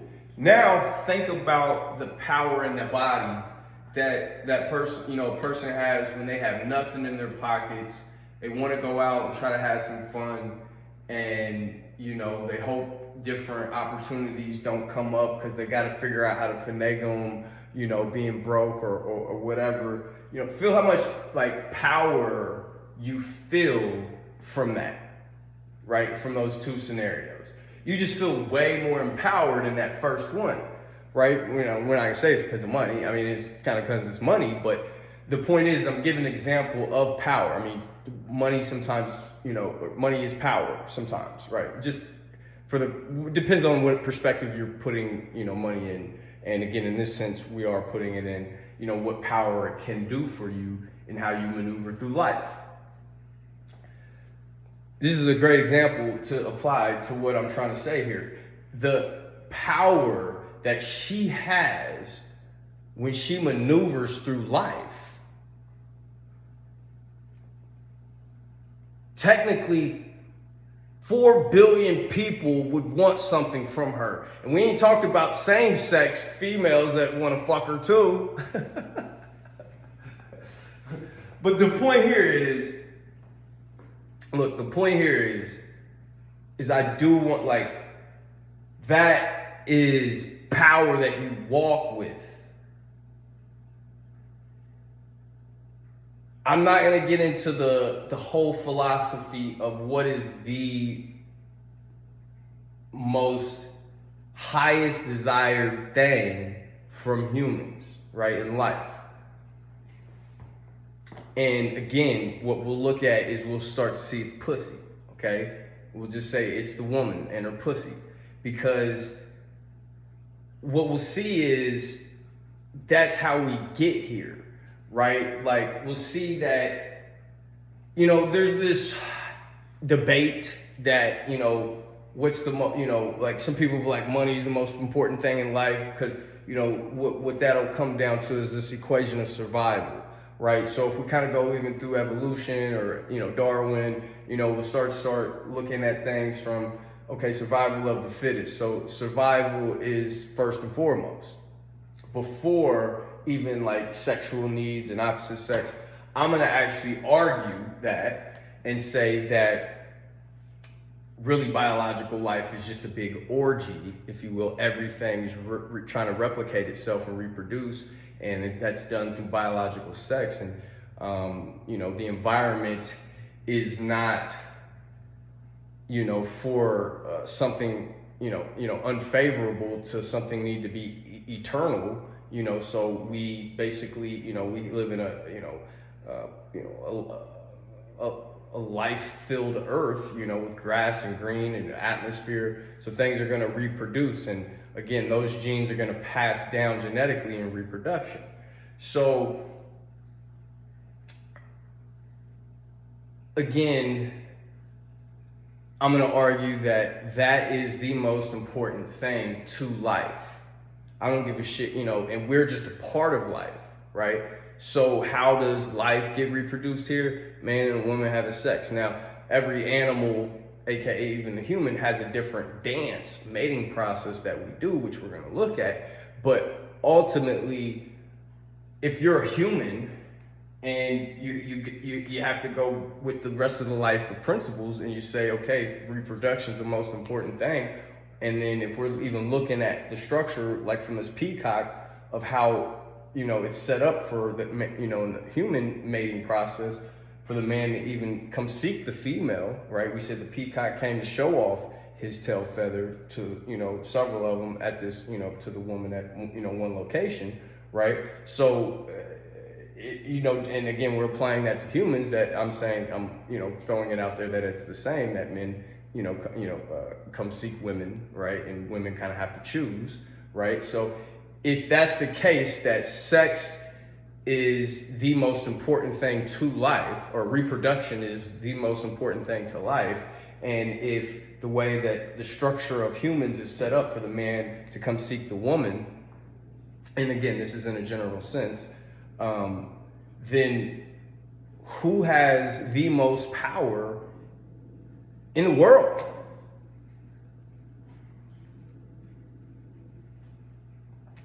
Like, the last time I checked, I know tons of niggas fucked up on survival still would love some pussy, you know? So, again, I don't want to get into the philosophy of, you know, what's priority. You know, we can get into Maslow's hierarchy of needs, you know, your survival needs, safety needs, esteem needs, and actual self-actualization needs and things like that. But, again, we're not going into all of that for this video. Trying to keep things as simple as possible without too much side talk, trying to give the things that need to be known to really see the philosophy. Okay, and of course, this condensed version could be even more condensed, but hey, I'm freestyling and doing my best. So anyhow, if we're looking at the female and the male peacock again, and again, now I was just trying to, speak on, like, I was saying, trying to show women that yes, they have the power of sexual selection. You know, it's not really guys choosing out here, if you will. Like I said, can talk more about that, but I mean, guys have preferences and things, but ultimately, I mean, we almost have to take what we can get to a certain degree. And again, you'll find there's levels to that, and to the man's status of, you know, what he has to take, what he has to get, and like I said, don't have time for all of that. But I also just really wanted to drive the point in on that sexual selection, the power that actually yields, and even to the depth of men walk around not even understanding the power we don't have. We just walk around not even, like, men aren't aware of this concept that I'm talking about just as much as women aren't aware. Women are maybe a little bit more aware because they see their advantages, and then they're not really vocal about them in society. It's kind of like they have this secret language of how they, you know, what they get to do and things like that. But we won't go into that too deep. Ultimately, just like I said, want to drive, you know, again, when she's walking around, the power that she just gets to feel, you know. And again, I have no comparison, or I have no bitterness, or, you know, as a male, you know, towards that. I'm just trying to explain what that is, okay? We got to throw it out. So anyhow, only other thing, would mention from the woman's side in this peacock example, you know, besides her having sexual selection, is the promoting of the quality in the man. Remember, we mentioned that the reason why these peacocks male peacocks keep getting bigger feathers and brighter feathers and more colorful and things like that, is because that's who's getting the pussy, right? That's who she's letting in to mate, is that male, right? So of course, tons of males flock up. Who has the best, tail feathers? That's who gets the pussy, right? So I'm wanting to mention this part because this is will actually be kind of for future reference of the philosophy of when it's actually, I'm loving this, right? Because I am really driving right now the power that a woman has, okay? With great power comes great responsibility. Let's take a Spider-Man on him, right? Like, it's, we know, there's a responsibility with power. We're not going to get even into those talking about concepts of power and responsibility because of it and things like that. But you guys hear how strong I'm feeling that woman that she has in this life, women have in this life. Now, what you'll find, again, this will be for future reference, is that she can actually promote a quality in a male for evolution of the species through pussy, right? That's actually a sneak peek of, again, how I'm trying to reach women right now to change the world. Because at the end of the day, I don't almost think it can be done, or it can. There's 50 ways to skin a cat. But at the end of the day, you'll find I'm a really efficient ass motherfucker, okay? Like, to the point where that's just the way, like, why would you spend 10 years doing something you can do in 5 if, and you saved yourself a lot of heartache, and sweating it was easier, and like, of course you do that. Like, why work harder when you can work smarter, right? And, we could give many examples of that. But the point here is, why work harder when we can work smarter, people? And at the end of the day, me, male, you'll find why I come to the awareness level first and then have to deliver to the female, which, again, she gets to internalize the actual way that the female's perspective is. And then she can go along and teach her other female counterparts that don't quite speak the man language, that if a woman has got this far still listening to me right now, you're probably a little bit better with the male wavelength, right, of language. So, but you still are female, so you can very much in tune with that female perspective and other females. And you can see how there might be a language barrier for me and the average female right now, and you can fill in that gap. So that is a FYI, that's how we change the world, people, is through this philosophy, and it's through women.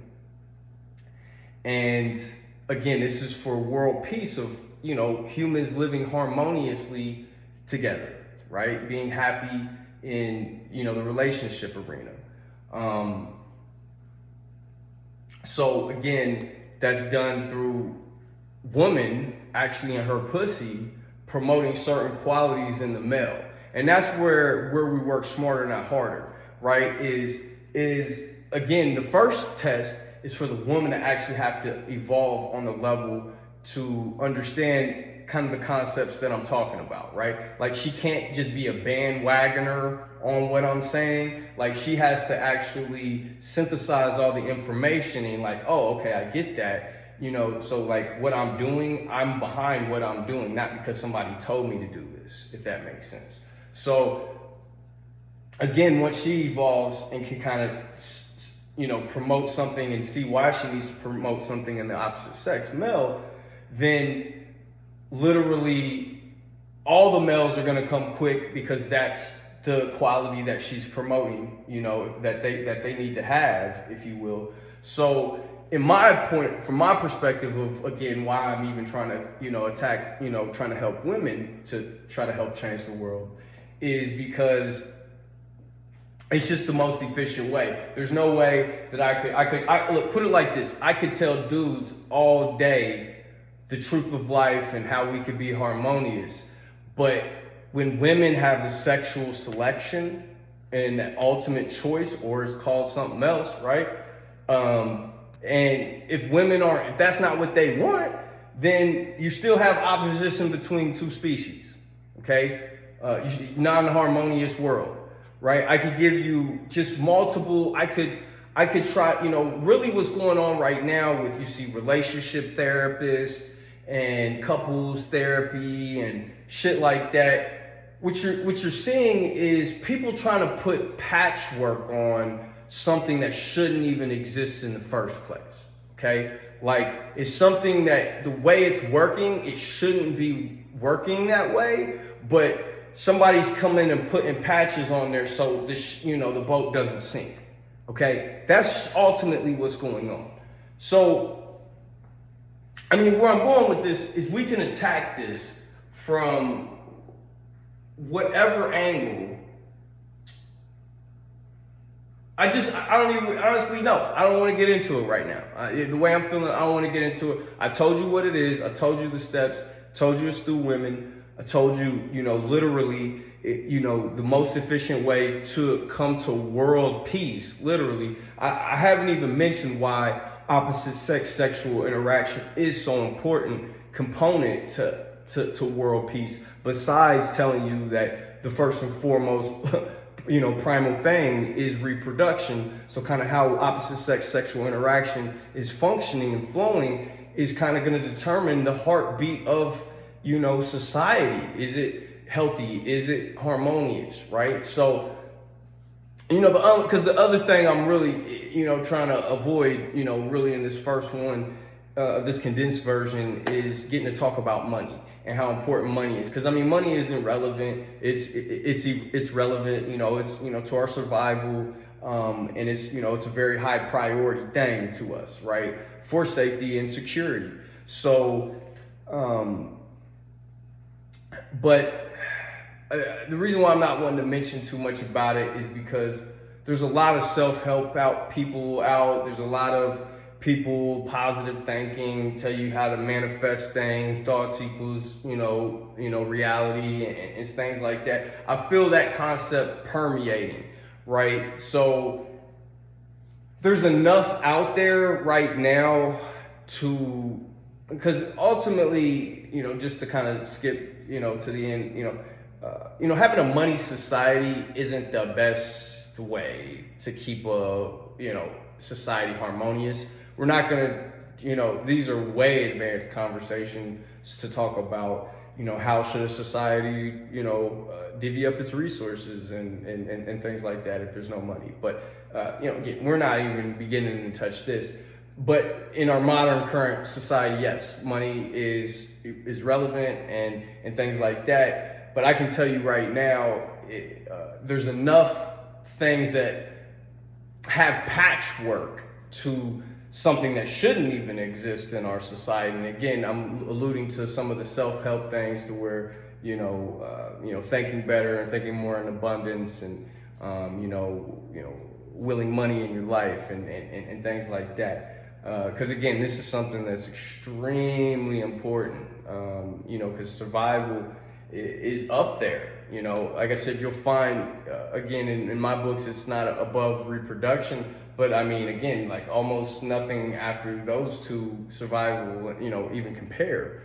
But survival is important, and even just for biological reasons, what survival gives you is a lifespan, right? So through a lifespan, you have some type of quality of life. So survival, and when you think about a modern day human, you're not just trying to pop out of the womb. Like there's some animals, that, pop out and they're trying to reproduce immediately, or they get to their reproduction quick and then try to, because they don't have long lifespans.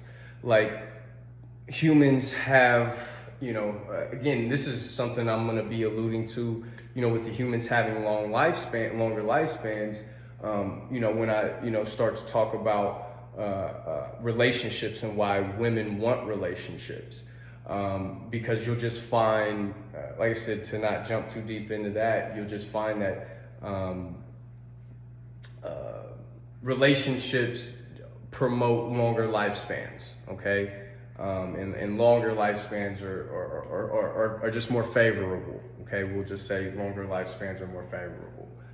But not to get all twisted up, going everywhere in every direction, which I know I am right now. Ultimately, again, yes, we mentioned, peacock example.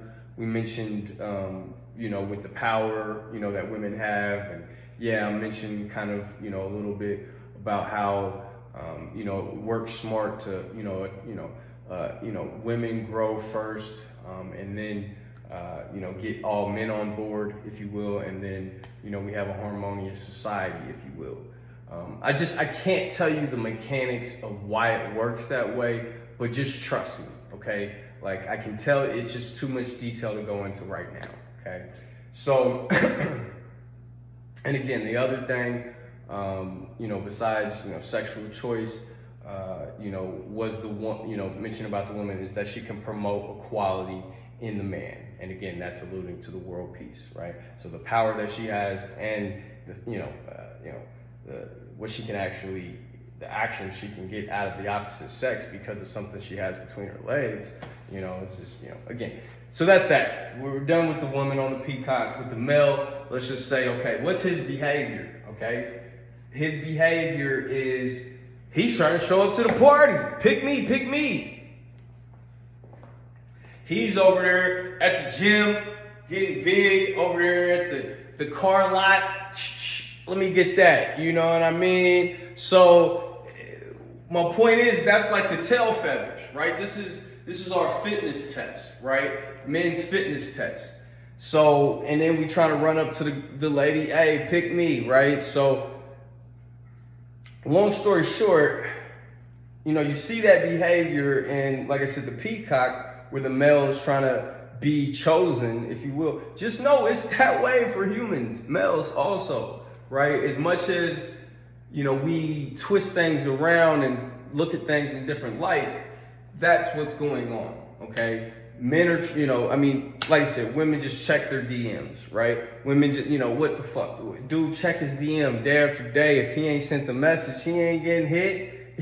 Maybe if he, is over here flexing or whatever and, with some fame status. But, that's about it. And like I said, that is, we'll ultimately have to talk a little, when we talk about the spectrum of a male, there is little difference past, kind of fame status, right? We can say money will get you somewhere with women, but, ultimately, no. Like, it's like all males are really the same besides like, fame status. Like, money will get you something if you're a male. Good looks will get you something if you're a male. But ultimately, you might as well just be a regular ass male, even if you got money and good looks, if you don't have fame. But again, we might circle back around in this condensed video, to talk about, the different males and, maybe why they have certain, options to choose and various things like that. So, but again, I do want to just, to kind of show you that sexual selection on that's what's going on. And, for humans also, for the male, they're trying to show up to the party. Now, I want to show that example for humans also, because it's like, why are you really mad at this? Like a lot of women, they'll be mad, like, guys won't stop hollering at me, and on the low they like it, but we won't get into that. But they'll be on some shit. They'll be on some shit to where that behavior of the man showing up to the party, to be chosen. It can be a tiring process for a woman. Okay, it really can.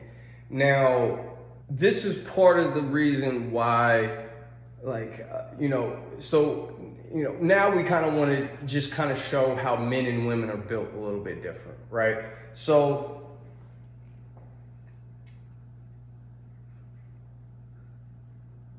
what if this chick says no, right? Like, he comes up with the tail feather, pick me, she's like, no. Does he just lay down? No, he's on to the next girls group of guys to try to be chosen. And then he doesn't get chosen there, he's on to the next group. Like, think about it from his genetic perspective. He wants to survive. He wants to pass on his seed, right? Like, everything wants to replicate itself. It's just inside of us, okay? So you can't be mad at a man for shooting a shot at one thing and then going to the next and then going to the next. That's how he's built. He doesn't have the luxury of having sexual selection, to have the women just coming to him, flocking to him, and, oh, okay, I'll let you fuck. But ultimately, again, for how, what I'm trying to show here, maybe one thing, other thing that I'll talk about to really, harp on it is sperm and egg. Just, you'll see these things for the masculine and feminine, and it's just, it permeates all the way out through nature and things, right? Like, so the man makes millions of sperms a day and shit, right? Like, the woman is born with all her eggs that she'll have for the rest of her life or something. Whenever I'm pretty sure it's when she's born or whenever her shit develops, right? The point here is, there's this scarcity thing versus, on women's end, and this like abundance thing from a man's end. Okay, and like I said, we're just gonna allude to several things to see the difference, to understand each other a little bit better. And again, ultimately, what this is going to allude to is, with all of the preferences that you have, and then all of the preferences that I have, I see how trying to go about them the way we've been trying to go about them, I see how it's always going to clash and always going to have unhappiness. So it's an understanding of her and an understanding of him, and then making those sacrifices to say, okay, I understand you. Let's do this a little bit. So since I understand you, we know we need to maneuver a little bit different, and then bam, now we got harmoniousness, right? So that's ultimately what this shit is going to be alluding to. Okay, so I mentioned a dude having so if we women talk about why guys just want to have sex, okay? So the picture that I'm trying to paint for you, kind of even with the peacock, and then, development of all these sperms, and then, this group doesn't let him, that woman doesn't let him in, so he tries to find another woman. The bigger picture of what I'm really, because I was kind of painting you a woman picture before, is the men picture that I'm really trying to paint here in this, this kind of peacock example and stuff, is, it's just in his nature to seek sex, okay? And try to get in with a woman, okay? Now, even to the point of that thing where women are like, because, some women have a healthy sexual appetite, for better words. A woman wants to really, once she gets in a relationship, then she'd like to have a lot of sex with that man, okay? That's like probably her ideal situation. A man would like to have a lot of sex with a lot of different women. Now, this is, if you think about it from a genetic standpoint, okay, like, so she can have one baby at a time, okay? Unless she has like twins or triplets or some shit, right? But, technically it's like, okay, she can have, in human terms, it takes 9 months, right? Or whatever, give or take. So a man, he could have 900 babies in that 9 months with 900 different women. A woman can't do that, okay? We're built different, okay? We're just literally by nature built different. And that's kind of a survival mechanism for the species, okay? Is, he's gotta be trying to impregnate. It's good for the species. If, something happens in evolution and, all the men die from war or something, right? And, so all the women are at home or something, right? Like, he can't be thinking about, oh, where's my wife? Let me settle down and have, and looking at the rest of the women in the village just, right? Like, that's not how that works. It's reasons why the man is wired biologically to kind of seek sex and seek multiple partners, okay? It's just healthy for the species. What else little examples could I, try to give in?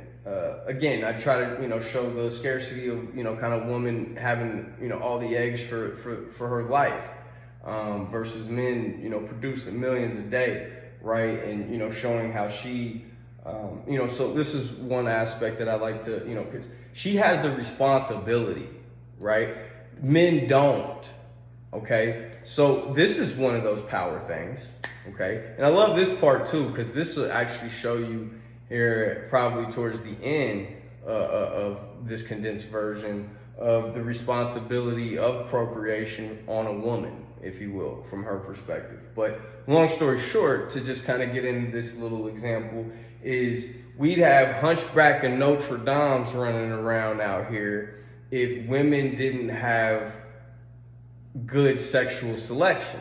Right, so just like with the peacock picking the big, bright feathers and shit like that, like she's gotta pick a male who's, physically fit or, can, in our modern society maybe financially provide, and like this is actually a can of worms, all right, as far as what women want as far as in a male, and why she has sex with who she has sex with. Because again, look, we got to keep this simple.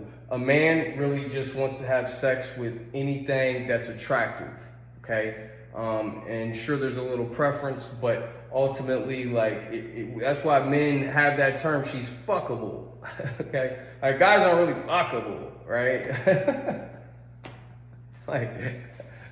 But literally, there's a heavy term in the man community of fuckable woman. So with that being said, that's just simple, from his perspective, and that's healthy. And from his perspective, he can't be all up in something that's not desirable, right? Like, so if he was trying to go fuck things that was super undesirable, that's how we get Hunchback of Notre Dame's too.